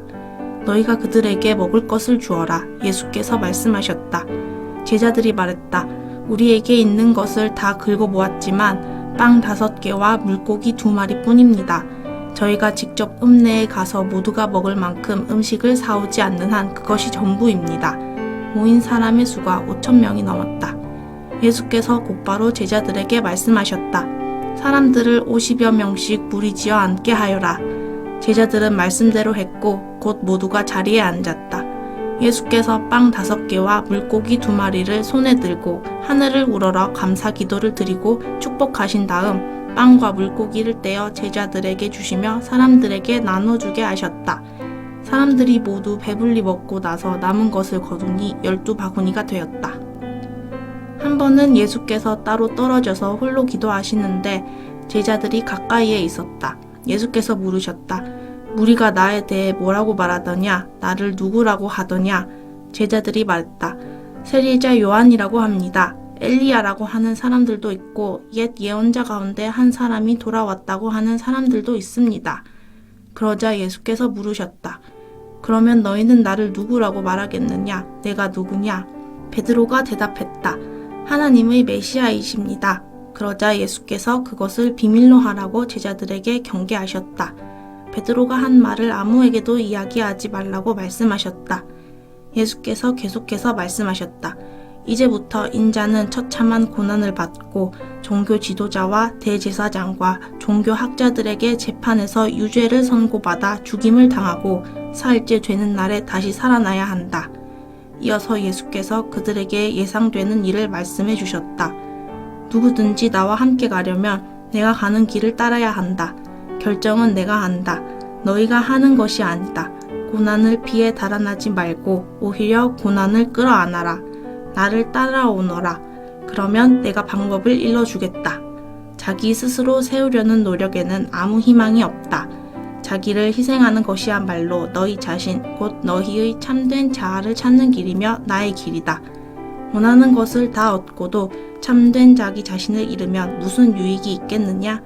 너희 가운데 누구든지 나와 너희를 인도하는 내 방식을 부끄러워하면 인자도 모든 영광에 쌓여 아버지와 거룩한 천사들과 함께 올 때 그를 더 부끄럽게 여길 줄로 알아라. 이것은 믿을 수 없는 훗날의 이야기가 아니다. 잘 알아두어라. 여기 서 있는 사람들 가운데 그런 일이 일어나는 것을 볼 사람들도 있다. 그들은 자기 눈으로 하나님 나라를 볼 것이다. 그 말씀을 하시고 여드레쯤 지나서 예수께서 베드로와 요한과 야고보를 데리고 기도하러 산에 올라가셨다. 기도하는 중에 그분의 얼굴 모습이 변하고 그분의 옷이 눈부시게 하얘졌다.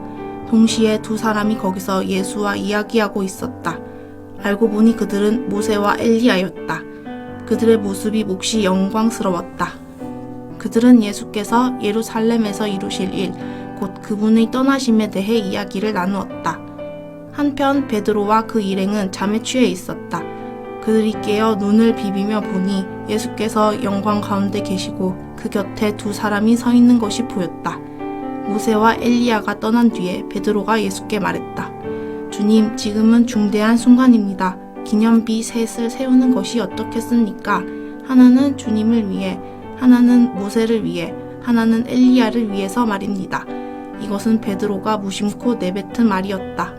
베드로가 이렇게 말을 하고 있는데 빛처럼 환한 구름이 그들을 덮었다. 구름 속에 묻히자 그들은 하나님을 깊이 느끼게 되었다. 그때 구름 속에서 한 음성이 들려왔다. 이는 내 아들, 내가 택한 자다. 그의 말을 들어라. 그 음성이 사라지자 그곳에 예수만 홀로 계셨다. 그들은 한동안 할 말을 잃은 채로 있었다. 그들은 자기들이 본 것을 그때에는 아무에게도 말하지 않았다. 이튿날 그들이 산에서 내려오니 큰 무리가 그들을 맞이했다. 무리 가운데 한 사람이 외쳤다. 부탁입니다, 선생님. 제 아들 좀 봐주십시오. 하나뿐인 제 자식입니다. 귀신이 아이를 사로잡을 때마다 아이는 갑자기 비명을 지르고 경련을 일으키며 입에 거품을 뭅니다. 귀신은 아이를 때려서 검풀은 멍이 들게 해놓고서야 떠납니다. 제가 아이를 구해달라고 선생님의 제자들에게 부탁했으나 그들은 하지 못했습니다. 예수께서 말씀하셨다. 하나님도 모르고 삶의 중심도 없는 세대여, 내가 같은 말을 몇 번이나 해야 하느냐? 얼마나 더 참아야 하느냐? 내 아들을 이리 데려오너라. 아이가 나오자 귀신은 아이를 바닥에 내동댕이 치고 경련을 일으키게 했다. 예수께서 더러운 귀신에게 나가라고 명하시고 아이를 고쳐서 그 아버지에게 돌려주셨다. 사람들이 모두 고개를 끄덕이며 하나님의 위대하심과 그분의 크신 위엄에 놀라워했다. 사람들이 둘러서서 그분이 하시는 모든 일을 보고 감탄하고 있는데 예수께서 제자들에게 말씀하셨다. 이제 내가 하는 말 하나하나를 마음에 두고 곰곰이 되새겨 보아라. 인자는 사람들이 손에 넘어갈 것이다. 제자들은 예수께서 하시는 말씀을 알아듣지 못했다. 마치 예수께서 외국어로 말씀하셔서 그들이 전혀 감을 잡지 못하는 것 같았다. 당황한 그들은 그 말씀이 무슨 뜻인지 예수께 묻지도 못했다. 제자들은 그들 가운데 누가 가장 유명해질지 말다툼을 벌이기 시작했다. 예수께서 그것이 그들에게 아주 중요한 문제인 것을 아시고 어린아이 하나를 곁으로 데려와 말씀하셨다. 누구든지 이 아이를 나로 여기고 받아들이는 사람은 곧 나를 받아들이는 것이다. 또한 누구든지 나를 받아들이는 사람은 나를 보내신 분을 받아들이는 것이다. 이와 같이 내세울 때가 아니라 받아들일 때 큰 사람이 된다. 중요한 것은 눈에 보이는 크기가 아니라 너희의 영이다. 요한이 당당히 말했다. 주님, 어떤 사람이 주님 이름으로 귀신을 쫓아내는 것을 보고 우리가 막았습니다. 그가 우리에게 속한 사람이 아니어서 그렇게 했습니다. 예수께서 말씀하셨다. 그를 막지 마라. 그가 적이 아니라면 곧 우리 편이다.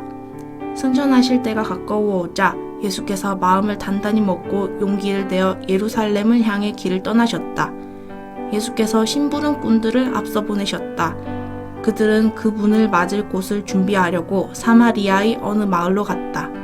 그러나 그분의 행선지가 예루살렘이라는 것을 안 사마리아 사람들은 그분을 맞아들이지 않았다. 제자인 야고보와 요한이 그 이야기를 듣고 말했다. 주님, 우리가 하늘에서 번갯불을 내려오게 해서 저들을 태워버릴까요?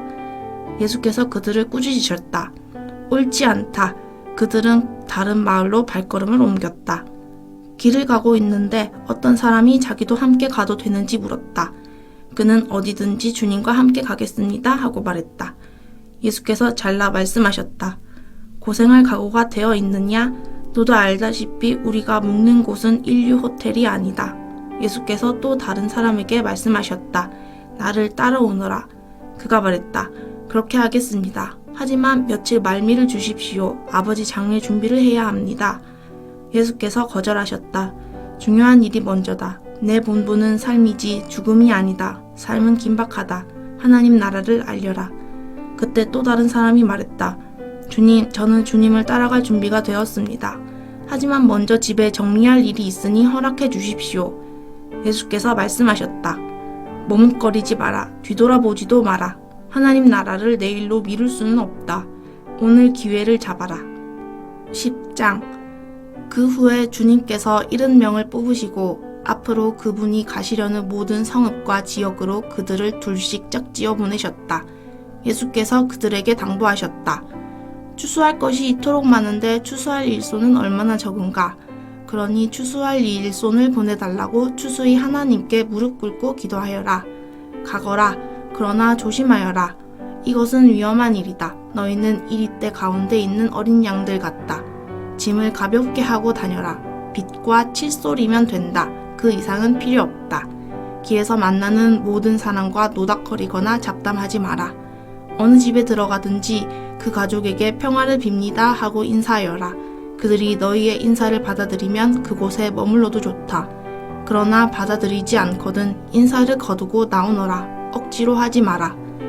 한 집에 머물면서 거기서 주는 음식을 먹어라. 일꾼이 든든한 새끼 식사를 하는 것이 마땅하다. 동네에서 음식 솜씨가 좋은 사람을 찾아서 이 집 저 집 옮겨 다니지 마라. 어느 성읍에 들어갔는데 너희를 받아들이거든 그들이 차려주는 것을 먹고 병든 사람은 누구나 고쳐주며 하나님 나라가 바로 너희 문 앞에 있다고 말하여라. 어느 성읍에 들어갔는데 너희를 받아들이지 않거든 거리로 나가서 이렇게 말하여라. 우리가 너희한테서 얻은 것이라고는 우리 발의 먼지뿐이다. 이제 그것마저 돌려주겠다. 너희는 하나님 나라가 바로 너희 문 앞에 있었다는 것을 알고 있느냐? 심판날에 차라리 소돔이 너희를 거부한 성읍보다 나을 것이다. 고라시나 화가 있을 것이다. 벳세다야 화가 있을 것이다. 너희에게 주어진 기회의 절반만 두로와 시돈에게 주어졌어도 그들은 오래전에 무릎 꿇고 회개하며 자비를 구했을 것이다. 심판 날에 두로와 시돈이 너희보다 견디기 쉬울 것이다. 가버나움아, 내가 하늘까지 높아질 것 같으냐? 다시 생각하여라. 너는 지옥으로 굴러 떨어질 것이다. 너희 말을 듣는 사람은 곧 내 말을 듣는 것이다. 너희를 거부하는 사람은 곧 나를 거부하는 것이다. 그리고 나를 거부하는 것은 나를 보내신 하나님을 거부하는 것이나 마찬가지다. 70명이 의기양양해서 돌아왔다. 주님, 귀신들조차 주님의 명령대로 따랐습니다. 예수께서 말씀하셨다. 나도 안다. 사탄이 하늘에서 번갯불처럼 떨어지는 것을 내가 보았다. 내가 너희에게 무엇을 주었는지 알겠느냐? 너희는 뱀과 전갈을 밟고 걸어도 무사히 지날 것이며 원수의 공격에도 보호받을 것이다. 아무도 너희를 건드릴 자가 없을 것이다. 그러나 위대한 승리는 악을 다스리는 너희의 권세에 있지 않고 너희를 다스리시는 하나님의 권세와 너희와 함께 하시는 그분의 임재에 있다. 너희가 하나님을 위해 하는 일이 아니라 하나님께서 너희를 위해 하시는 일, 바로 그것이 너희가 기뻐해야 할 제목이다. 그때에 예수께서 성령으로 한없이 기뻐하셨다. 하늘과 땅의 주인이신 아버지, 이것을 다 아는 체 하는 사람들에게 숨기시고 천진난만한 초보자들에게 보여주시니 감사합니다. 그렇습니다, 아버지. 아버지께서는 이렇게 하기를 기뻐하셨습니다. 나는 아버지에게서 이 모든 것을 받았습니다. 오직 아버지만이 아들이 누구인지 아시며 오직 아들만이 아버지가 누구신지 압니다. 아들은 자기가 원하는 사람 누구에게나 아버지를 소개할 수 있습니다. 그러고 나서 예수께서 제자들에게 따로 은밀히 말씀하셨다. 너희가 지금 보고 있는 것을 보는 눈은 복이 있다. 많은 예언자와 왕들이 너희가 지금 보는 것을 보고 너희가 지금 듣는 것을 들을 수만 있었다면 자신의 오른팔이라도 내놓았을 것이다. 하지만 그들은 희미하게라도 보지 못했고 속삭이는 소리조차 듣지 못했다. 그때에 어떤 종교학자가 일어나 예수를 시험하는 질문을 던졌다. 선생님, 제가 무엇을 해야 영원한 생명을 얻겠습니까? 예수께서 대답하셨다. 하나님의 율법에 어떻게 기록되어 있느냐? 너는 그것을 어떻게 해석하느냐? 그가 말했다. 내 열정과 간구와 힘과 지성을 다해 주 너의 하나님을 사랑하라 하였고 또 내 자신을 사랑하는 것 같이 내 이웃을 사랑하라 하였습니다. 잘 대답했다. 예수께서 말씀하셨다. 그것을 행하여라. 그러면 내가 살 것이다. 그는 빠져나갈 길을 찾으면서 물었다. 그러면 선생님은 이웃을 어떻게 정의하겠습니까? 예수께서 그 대답으로 이야기를 하나 들려주셨다. 어떤 사람이 예루살렘에서 여리고로 가고 있는데 도중에 강도들이 습격을 받았다. 강도들은 그의 옷을 빼앗고 때려 거의 죽게 해놓고는 버려두고 가버렸다. 다행히 제사장이 같은 길로 내려가고 있었다. 그러나 그는 다친 사람을 보고는 방향을 바꿔 다른 쪽으로 비켜갔다. 이어서 경건한 레위 사람이 나타났다. 그 역시 부상당한 사람을 피해갔다. 그 길을 가던 어떤 사마리아 사람이 그 사람에게 다가왔다. 사마리아 사람은 그 사람의 처지를 보고는 가엾은 마음이 들었다. 그는 상처를 소독하고 붕대를 감아 응급조치를 한 뒤에 그를 자기 나귀에 태워 여관으로 데려가 편히 쉬게 해주었다. 아침에 그는 은화 2개를 꺼내 여관 주인에게 주면서 말했다. 이 사람을 잘 돌봐주십시오. 비용이 더 들면 내 앞으로 계산해 두십시오. 내가 돌아오는 길에 갚겠습니다. 내 생각은 어떠냐? 세 사람 가운데 누가 강도 만난 사람의 이웃이 되었겠느냐? 종교학자가 대답했다. 친절을 베푼 사람입니다. 예수께서 말씀하셨다. 너도 가서 똑같이 하여라. 계속해서 길을 가다가 예수께서 한 마을에 들어가셨다. 마르다라는 여자가 그분을 맞아 편히 쉬도록 모셨다. 그녀에게 마리아라는 동생이 있었는데 마리아는 주님 앞에 앉아 그분의 말씀을 경청하고 있었다. 그러나 마르다는 해야 할 온갖 부엌 일로 마음이 분주했다. 얼마 후에 마르다가 그들의 이야기를 끊고 끼어들었다. 주님, 제 동생이 부엌 일을 저한테만 떠넘기고 있는데 그냥 두십니까? 저를 좀 거들어 주라고 동생에게 말씀해 주십시오. 주님께서 말씀하셨다. 마르다야, 사랑하는 마르다야, 내가 지나치게 염려하여 아무것도 아닌 일로 흥분하고 있구나. 마리아는 가장 중요한 한 가지 일을 택했다. 그러니 마리아는 그것을 빼앗기지 않을 것이다. 11장. 하루는 예수께서 한 곳에서 기도하고 계셨다. 예수께서 기도를 마치자 제자들 가운데 한 사람이 말했다. 주님, 요한이 자기 제자들에게 한 것처럼 저희에게도 기도를 가르쳐 주십시오. 그러자 예수께서 말씀하셨다. 너희는 기도할 때 이렇게 하여라. 아버지가 어떤 분이신지 드러내소서. 세상을 바로잡아 주소서. 든든한 새끼 식사로 우리가 살아가게 하소서. 아버지께 용서받은 우리가 다른 사람들을 용서하게 하소서.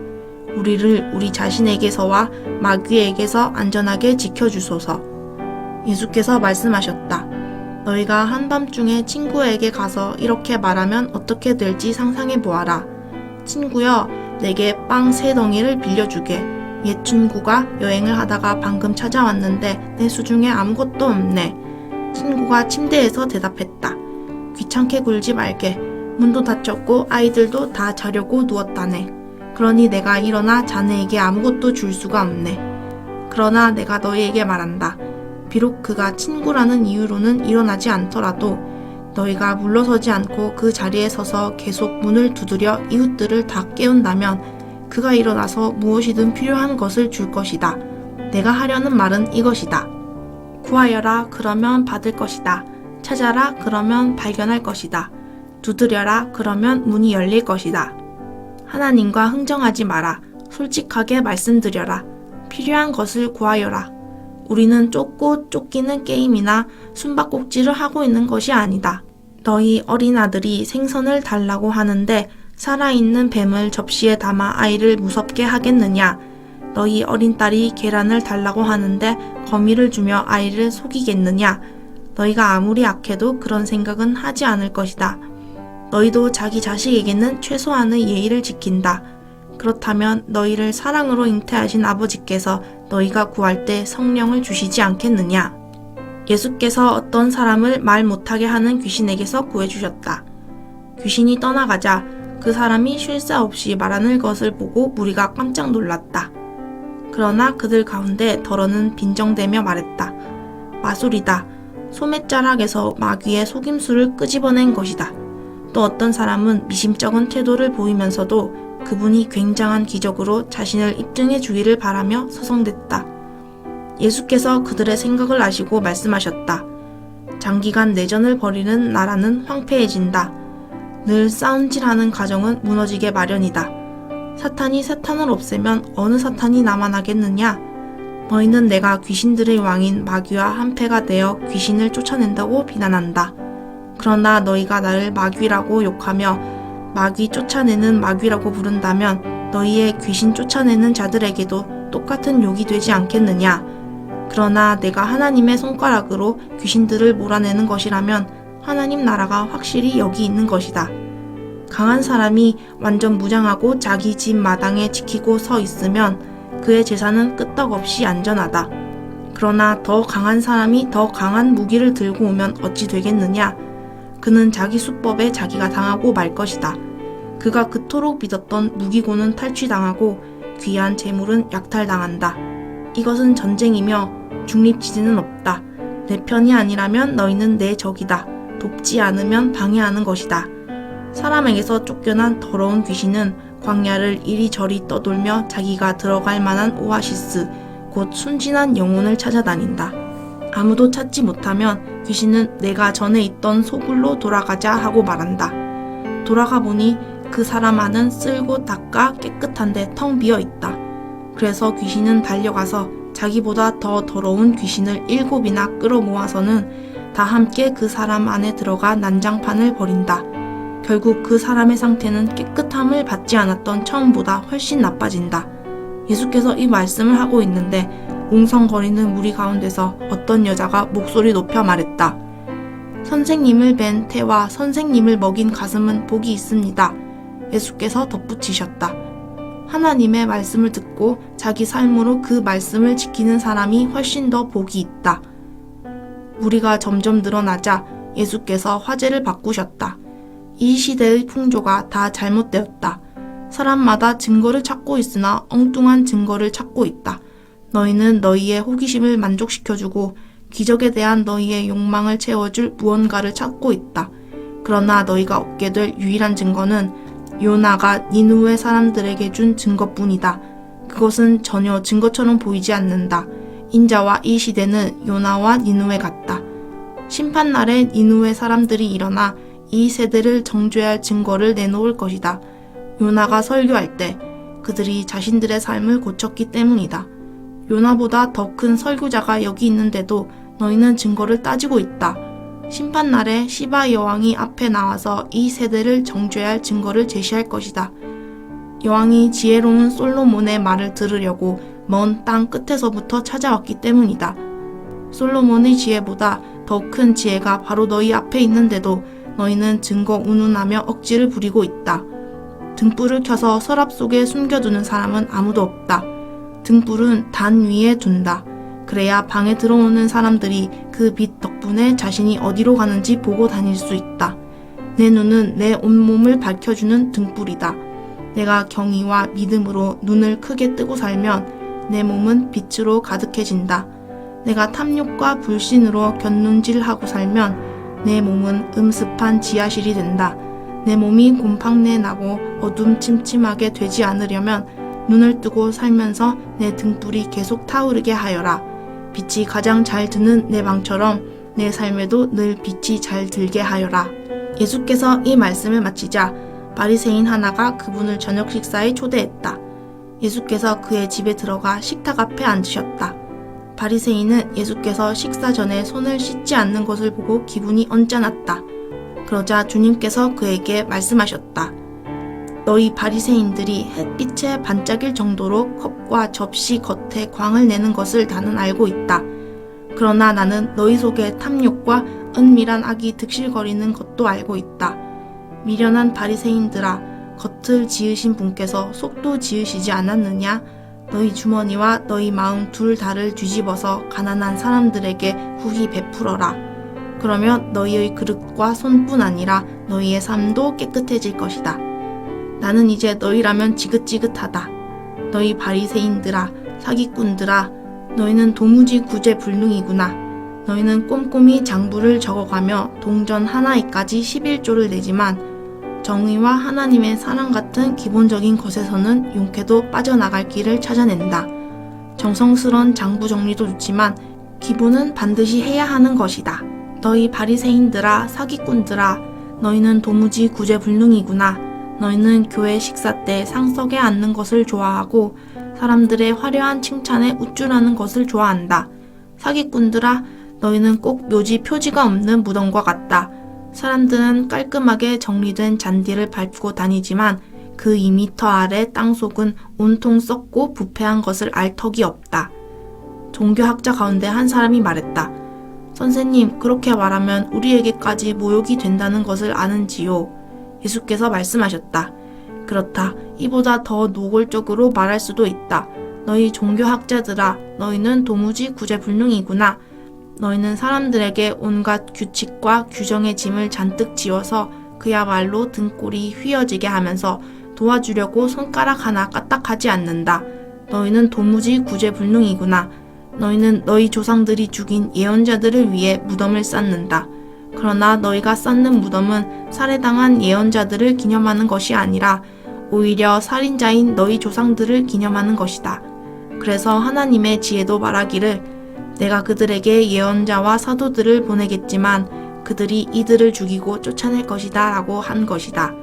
이것은 아벨의 피에서부터 제단과 성소 사이에서 죽임당한 사가랴의 피까지 땅이 시작된 이래로 지금까지 흘린 모든 의로운 피가 다 너희 책임이라는 뜻이다. 그렇다. 그것이 이 세대의 계산서에 올라 있으니 이 세대가 갚아야 할 것이다. 너희 종교학자들아, 너희는 도무지 구제불능이구나. 너희는 지식의 열쇠를 가지고 있지만 문을 열지 않고 오히려 잠가버렸다. 너희 자신도 들어가려 하지 않고 다른 사람도 들어가지 못하게 한다. 예수께서 식탁을 떠나시자마자 종교학자와 바리새인들이 격분했다. 그들은 어떻게 그분의 입에서 나오는 말로 그분을 함정에 빠뜨릴까 모의하며 그분이 하신 말씀을 하나하나 따져보았다. 아멘. 오늘 하루도 주님 안에서 복된 하루 되시길 바랍니다.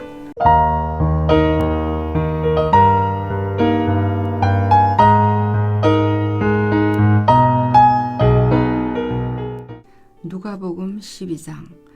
어느새 무리가 수천 명으로 엄청나게 늘어나 서로 발에 밟힐 지경이 되었다. 그러나 예수의 일차적인 관심은 제자들에게 있었다. 예수께서 제자들에게 말씀하셨다. 바리새인들의 누룩, 바리새인들이 거칠에 더럽혀지지 않도록 주의하여라. 너희는 자신의 참 자아를 영원히 감춰둘 수 없다. 모자나 본 모습이 드러나게 되어 있다. 너희는 종교의 가면 뒤에 영원히 숨을 수 없다. 모자나 가면이 벗겨지고 진짜 얼굴이 드러날 것이다. 너희가 은밀한 데서는 이렇게 속삭이고 사람들 앞에서는 그와 정반대로 전할 수 없다. 너희가 속삭이며 한 말을 온 동네에 대고 다시 말할 날이 올 것이다. 나의 사랑하는 친구인 너희에게 말한다. 종교 불량배들이 허세를 부리며 위협한다고 해서 침묵하거나 진실함을 잃어서는 안 된다. 물론 그들이 너희를 죽일 수는 있겠지만 그 후에 너희를 어찌할 수 있겠느냐. 그들이 너희 존재의 중심인 너희 영혼에 할 수 있는 일이란 아무것도 없다. 너희는 너희 삶 전체 몸과 영혼을 그 손에 붙잡고 계시는 하나님만 두려워하면 된다. 애완용 카나리아 2-3마리의 값이 얼마더냐? 푼돈이 아니냐? 그러나 하나님은 한 마리라도 절대 그냥 지나치지 않으신다. 그분께서 너희에게는 더 정성을 쏟으신다. 세세한 것까지 일일이 돌보시며 심지어 너희의 머리카락까지 다 세신다. 그러니 괴롭히는 자들의 이런저런 말에 겁먹지 마라. 너희는 카나리아 수백만 마리보다 더 귀하다. 너희는 사람들 앞에서 내 편을 들어라. 그러면 인자도 하나님의 모든 천사들 앞에서 너희 편을 들 것이다. 그러나 너희가 나를 모른 척 한다면 내가 하나님의 천사들 앞에서 너희를 변호해 줄 것 같으냐? 너희가 오해나 무지로 인해 인자를 비방하면 그것은 그냥 넘겨갈 수 있다. 그러나 성령을 권양해 고의로 하나님을 공격하면 그것은 그냥 넘어갈 수 없다. 사람들이 너희를 회당이나 특별재판소의 재판관 앞으로 끌고 가더라도 너희는 자신을 변호할 일로 무엇을 어떻게 말해야 할지 걱정하지 마라. 꼭 맞는 말이 떠오를 것이다. 때가 되면 성령께서 꼭 맞는 말을 너희에게 주실 것이다. 무리 가운데 누군가 말했다. 선생님, 제 형제에게 명하여 집안의 유산을 제게 공평하게 떼어주라고 말씀해 주십시오. 예수께서 대답하셨다. 이 사람아, 어떻게 내 일이 너희의 재판관이나 중재자가 되는 것이겠느냐? 예수께서 사람들에게 말씀하셨다. 조심하여라. 털끝만한 탐심에도 빠져들지 않도록 너희 자신을 지켜라. 너희의 소유가 많더라도 그 소유가 너희의 삶을 규정해 주지 않는다. 그 후에 예수께서 그들에게 이런 이야기를 들려주셨다. 어느 부자의 농사가 풍년이 들었다. 그가 혼잣말로 말했다. 어쩌지? 이 수확물을 두기에 내 창고가 좁구나. 그러다가 이렇게 말했다. 이렇게 하자. 창고를 헐고 더 크게 짓자. 그리고 내 곡식과 재산을 다 모아들이고 내 자신에게 이렇게 말해야겠다. 잘했다. 너는 크게 성공했으니 이제 은퇴도 좋다. 편안히 내 인생을 즐겨라. 바로 그때 하나님께서 나타나 말씀하셨다. 어리석은 사람들아, 오늘 밤 너는 죽는다. 그러면 창고에 가득한 내 재산을 누구의 것이 되겠느냐? 너희의 창고를 하나님이 아니라 너희의 자아로 채우면 바로 이렇게 된다. 예수께서 같은 주제로 제자들에게 더 말씀하셨다. 너희는 식사 때 식탁에 무엇이 오르고 옷장에 있는 옷들이 유행에 맞는지 따위로 안달하며 설치지 마라. 너희 내면의 삶은 뱃속에 넣는 음식이 전부가 아니며 너희의 겉모습도 몸에 걸치는 옷이 전부가 아니다. 까마귀를 보아라. 얼매일 것 없이 자유롭고 업무에 속박되지 않으며 하나님이 돌보시니 염려가 없다. 너희는 그 까마귀보다 훨씬 더 중요하다. 거울 앞에서 설친다고 해서 키가 1cm라도 커진 사람이 있더냐. 그래봐야 소용없는 일인데 왜 야단법석을 떠느냐. 들판에 나가 들꽃을 보아라. 들꽃은 외모 때문에 안달복달하는 법이 없지만 너희는 여태 그런 색깔이나 디자인을 본 적이 있느냐. 이 나라의 남녀 베스트 드레서 10명이라도 그 꽃 옆에 서면 초라해 보인다. 아무도 보아주지 않는 들꽃에도 그토록 정성을 들이시는데 하물며 하나님께서 너희를 돌보시고 자랑스러워 하시며 너희를 위해 최선을 다하시지 않겠느냐. 나는 지금 너희로 여유를 갖게 하려는 것이며 손에 넣는데 온통 정신을 빼앗기지 않게 해서 베푸시는 하나님께 반응하도록 하려는 것이다. 하나님과 그분의 일하시는 방식을 모르는 사람은 그런 일로 안달하지만 너희는 하나님을 알고 그분의 일하시는 방식도 안다. 너희는 하나님이 실체가 되시고 하나님이 주도하시며 하나님이 공급하시는 삶에 흠뻑 젖어 살아라. 너희 매일의 삶에 필요한 것을 하나님께서 모두 채워주실 것이다. 뭔가 놓칠까봐 걱정하지 마라. 너희는 내가 가장 사랑하는 친구다. 아버지께서 너희에게 그 나라를 주시기 원하신다. 후하게 베풀어라. 가난한 사람들에게 베풀어라.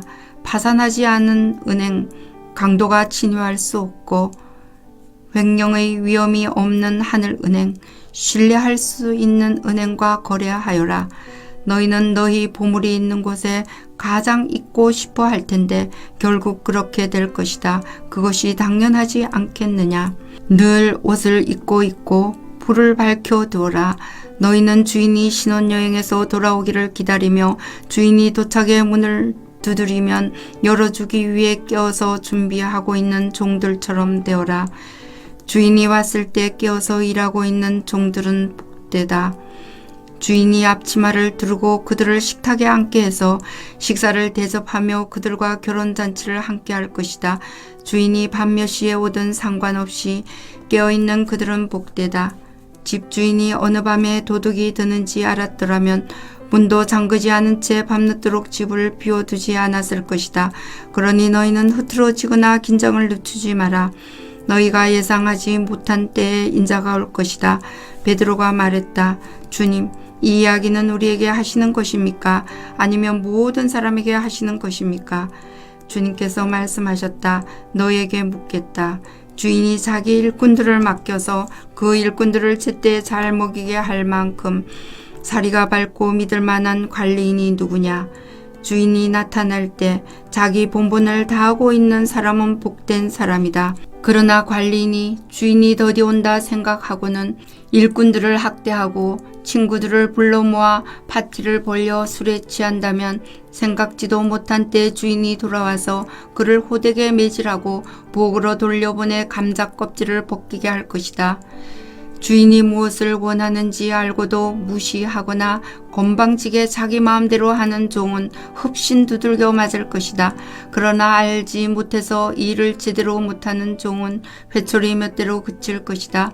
선물이 크면 책임도 그만큼 큰 법이다. 더 큰 선물에는 더 큰 책임이 따른다. 나는 이 땅에 불을 지르러 왔다. 바로 지금 이 땅이 활활 불타고 있다면 얼마나 좋겠는가. 나는 모든 것을 바꾸고 모든 것을 제대로 뒤집으려고 왔다. 이 일을 이루기를 내가 얼마나 기다렸던가. 너희는 내가 모든 것을 순탄하고 무난하게 만들려고 온 줄 아느냐? 아니다.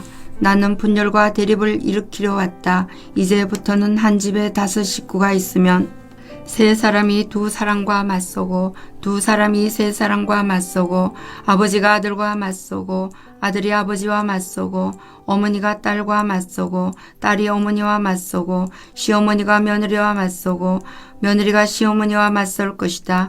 예수께서 무리를 향해 말씀하셨다. 구름이 서쪽에서 오는 것을 보면 너희는 큰 비가 오겠다고 하는데 그 말이 맞다. 또 바람이 남쪽에서 불면 오늘은 덥겠다고 하는데 그 말도 맞다. 사기꾼들아, 너희가 날씨의 변화는 읽을 줄 알면서 지금 우리에게 임한 하나님의 계절의 변화는 왜 읽을 줄 모르느냐? 너희가 반드시 천재가 되어야만 이런 것을 알 수 있는 것은 아니다. 그저 사리분별만 제대로 해도 된다. 가령 법정으로 끌려갈 때 너희는 너희를 고소한 자와 도중에 타협하기로 결심한 것이다. 사건이 재판관에게까지 가면 감옥에 갇히고 한 푼도 남김없이 벌금을 다 내야 할 것을 너희가 알기 때문이다. 내가 너희에게 요구하는 것은 바로 그런 결심이다. 13장. 그때 몇몇 사람들이 와서 빌라도가 예배 드리러 갈릴리 사람들을 죽여서 그 피를 제단 제물의 피에 섞은 일을 예수께 전했다. 예수께서 대답하셨다. 너희는 이 살해당할 갈릴리 사람들이 모든 갈릴리 사람보다 더 나쁜 죄인들이라고 생각하느냐? 전혀 그렇지 않다. 하나님께 돌아오지 않으면 너희도 죽을 것이다. 또한 며칠 전 실로암 탑이 무너져 덮치는 바람에 거기에 깔려 죽은 18명의 예루살렘 사람들이 다른 모든 예루살렘 사람들보다 더 나쁜 줄 아느냐? 전혀 그렇지 않다. 하나님께 돌아오지 않으면 너희도 죽을 것이다. 예수께서 이런 이야기를 들려주셨다. 어떤 사람이 앞마당에 사과나무를 심었다. 그가 그 나무에 사과가 있을까 해서 다가가 보니 하나도 없었다. 그가 정원사에게 말했다. 어찌된 일이냐? 이제까지 내가 3년이나 이 나무에 와서 사과를 찾았지만 하나도 얻지 못했다. 찍어버려라. 무엇 때문에 좋은 땅을 더 버리겠느냐? 정원사가 말했다. 1년만 더 관심을 기울여 보겠습니다. 제가 그 둘레를 파고 걸음을 주겠습니다. 내년에는 열매를 맺을지 모릅니다. 그렇지 않거든 그때 찍어버리십시오. 예수께서 안식일에 한 회당에서 가르치고 계셨다. 거기에 관절염으로 몸이 뒤틀리고 등이 굽어서 고개조차 들 수 없는 한 여자가 있었다. 여자는 18년째 그 병을 앓고 있었다. 예수께서 그 여자를 보시고 가까이 부르셨다. 여자여, 내가 자유케 되었다. 예수께서 여자에게 손을 얹자 여자는 당장 꼿꼿하게 서서 하나님께 영광을 돌렸다. 예수께서 안식일에 병을 고치신 것 때문에 몹시 화가 난 회당장이 회중에게 말했다. 일하는 날로 정해진 날이 엿새나 됩니다. 치료받고 싶거든 그 중 한 날에 오시오. 그러나 7째 날 안식일에는 안 됩니다. 그러자 예수께서 쏘아붙이셨다. 너희 사기꾼들아, 너희도 안식일에 자기 소나 나귀를 풀어서 외양간에서 끌고 나가 물을 먹이는 것을 아무렇지 않게 생각한다. 그런데 내가 사탄에게 18년이나 매여있던 이 아브라함의 딸을 풀어주고 그 외양간에서 끌어낸 것이 어째서 문제라는 말이냐. 예수께서 그렇게 말씀하시자 비난하던 자들이 말문이 막혀 얼굴을 붉히며 떠나갔다. 회중은 기뻐하며 그분께 갈채를 보냈다. 그 후에 예수께서 말씀하셨다. 하나님 나라를 어떻게 묘사할 수 있을까? 어떤 이야기가 좋을까? 하나님 나라는 어떤 사람이 자기 앞에 심는 솔씨 하나와 같다. 솔씨 있는 독수리들이 그 안에 둥지를 틀 만큼 가지가 무성한 큰 나무로 자란다. 예수께서 다시 말씀하셨다. 하나님 나라를 어떻게 묘사할 수 있을까? 하나님 나라는 여자가 빵 3덩이를 만들려고 반죽에 넣는 누룩과 같다. 기다리고 있으면 반죽이 부푼다. 예수께서 계속해서 각 성읍과 마을로 다니며 가르치셨으나 시종일관 예루살렘을 향해 가고 계셨다. 어떤 구경꾼이 말했다. 주님, 구원받을 사람이 적습니까? 예수께서 말씀하셨다. 많고 적고는 너희가 상관할 일이 아니다. 너희는 하나님과 함께하는 삶에 전념하여라. 생명, 곧 하나님께 이르는 길은 정신을 바짝 차려야만 갈 수 있는 힘든 길이다. 너희 가운데는 평생 동안 그 근처를 맴돌았다는 이유만으로 하나님의 구원잔치에 앉을 줄로 생각할 사람이 많이 있다. 어느 날 너희가 안에 들어가고 싶어 문이 쾅쾅 두드리겠지만 문은 잠겨있고 주인은 이렇게 말할 것이다. 미안하지만 너희는 내 손님 명단에 없다.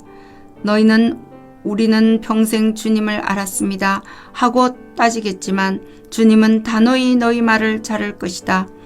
너희는 안다고 하지만 그것은 아는 것이 아니다. 너희는 나에 대해 조금도 모른다.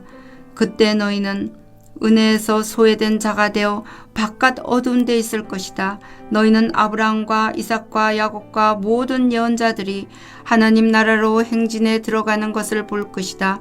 너희는 동서남북 사방에서 사람들이 흘러 들어와서 하나님 나라 식탁에 앉는 것을 볼 것이다.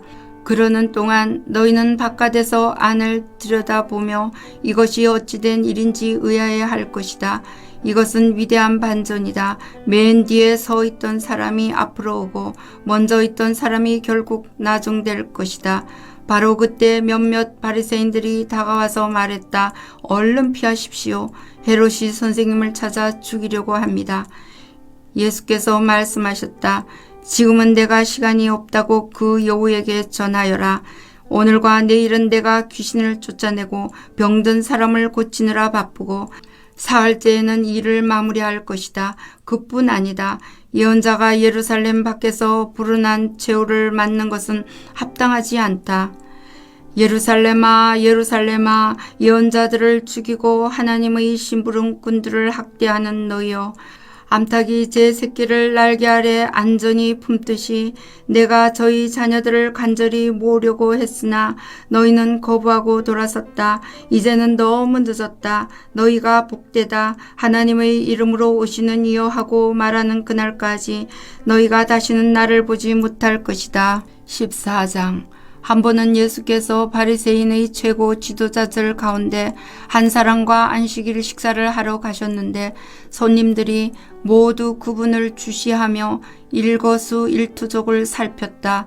바로 그분 앞에 관절마디가 심하게 부은 사람이 있었다. 예수께서 그 자리에 있는 종교학자와 바리새인들에게 물으셨다. 안식일에 병을 고쳐도 되느냐 안 되느냐. 그들은 묵묵부답이었다. 예수께서 그 사람을 데려다가 고쳐주시고 돌려보내셨다. 그러고 나서 말씀하셨다. 여기 있는 사람 가운데 자기 자식이나 가축이 우물에 빠졌는데 당장 달려가서 끌어내지 않고 안식일이냐 아니냐를 따질 사람이 있느냐. 그들은 대답할 말이 없었다. 예수께서 식탁에 둘러앉은 손님들에게 계속해서 이야기해 주셨다. 사람들이 저마다 밀치고 상석에 앉으려는 것을 보고 예수께서 말씀하셨다. 누가 너를 저녁 식사에 초대하거든 상석에 앉지 마라. 주인이 너보다 더 중요한 사람을 초대했을 수도 있다. 그런 경우에 주인이 와서 모든 사람 앞에서 큰 소리로 당신은 자리를 잘못 잡았어. 상석은 이 사람의 자리요 할 것이다. 그러면 너는 부끄러워 얼굴을 붉히며 마지막 남은 맨 끝자리로 가야 할 것이다. 저녁 식사에 초대받거든 맨 끝자리에 앉아라. 그러면 너를 초대한 사람이 와서 친구여 앞으로 나오시오 하고 반드시 말할 것이다. 그 일이 저녁 식사에 온 사람들에게 화제거리가 될 것이다. 내가 말한다. 너희가 거만한 태도로 다니면 결국 코가 납작해지고 말 것이다. 그러나 너희가 너희 있는 모습을 그대로 인정하면 자기 자신보다 큰 존재가 될 것이다. 예수께서 자기를 초대한 사람에게 말씀하셨다. 다음번에 내가 저녁 식사를 베풀거든 내 친구와 가족과 잘 사는 이웃들 곧 호의를 갚을 사람들만 초대하지 마라. 한 번도 초대받지 못한 사람들, 가난한 지역에 사는 소외된 사람들을 초대하여라. 그러면 내 자신이 복되고 또한 복을 경험하게 될 것이다. 그들은 호의에 보답할 수 있겠지만 하나님의 사람들이 부활할 때 그 호의에 대한 보답이 있을 것이다. 반드시 있을 것이다. 그 말에 손님 가운데 한 사람이 응답했다. 하나님 나라에서 저녁 만찬을 먹게 되는 사람은 정말 복이 있습니다. 예수께서 그 말을 이어받으셨다. 그렇다. 어떤 사람이 성대한 저녁 파티를 열어 많은 사람을 초대했다. 식사 시간이 되자 그는 초대받은 손님들에게 종을 보내 말했다. 오십시오. 음식이 다 준비되었습니다. 그러나 초대받은 사람들이 한 명씩 핑계를 대며 거절하기 시작했다. 한 사람은 나는 땅을 좀 샀는데 가서 둘러봐야겠다. 미안하다고 전해라 하고 말했다. 또 한 사람은 나는 방금 소 5쌍을 샀는데 꼭 가서 부려봐야겠다. 미안하다고 전해라 하고 말했다. 또 한 사람은 나는 신혼이라 집에 있는 아내에게 가봐야 한다 하고 말했다. 종이 돌아와서 주인에게 사정을 보고했다. 주인은 격분해서 종에게 말했다. 어서 시내의 큰 길과 골목길로 나가거라. 가서 제대로 된 식사가 필요한 사람들, 소외된 사람과 노숙자와 불쌍한 사람들을 눈에 띄는 대로 모아서 이리로 데려오느라.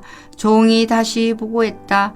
주인님, 명령하신 대로 했는데도 여전히 자리가 남습니다. 주인이 말했다. 그렇다면 길거리로 가서 아무나 만나는 대로 데려오느라. 나는 내 집이 가득 차기를 원한다. 내가 너희에게 말한다. 처음에 초대받은 사람들 가운데는 아무도 내 저녁 파티에서 먹지 못할 것이다. 하루는 많은 무리가 예수와 함께 걷고 있는데 예수께서 돌아서서 그들에게 말씀하셨다. 누구든지 내게 오려는 사람은 아버지와 어머니, 배우자와 자녀, 형제, 자매, 그리고 자기 자신까지 내려놓지 않고서는 내 제자가 될 수 없다. 누구든지 자기 십자가를 지고 내 뒤를 따라오지 않는 사람은 내 제자가 될 수 없다. 새 집을 지을 계획이라면 집을 다 지을 수 있을지 비용을 계산해 보지 않을 사람이 누가 있겠느냐. 기초만 놓았는데 돈이 다 떨어졌다면 너희는 아주 어리석은 사람으로 보일 것이다. 지나가는 사람마다 이 사람이 끝내지도 못할 일을 벌였구나 하고 손가락질하며 너희를 비웃을 것이다. 또 너희는 병사 1만 명으로 병사 2만 명을 가진 왕을 당해낼 수 있을지 판단해 보지도 않고 전쟁에 나가는 왕을 상상할 수 있겠느냐. 만일 당해낼 수 없다고 판단하면 밀사를 보내 휴전을 맺지 않겠느냐. 간단히 말하겠다. 계획이든 사람이든 너희에게 가장 소중한 것과 기꺼이 작별할 각오가 없으면 너희는 내 제자가 될 수 없다. 소금은 좋은 것이다. 그러나 소금이 맛을 잃으면 아무데도 쓸데없는 무용지물이 되고 만다. 너희는 듣고 있느냐? 정말로 듣고 있느냐? 아멘. 오늘도 주님 안에서 복된 하루 되시기를 바랍니다.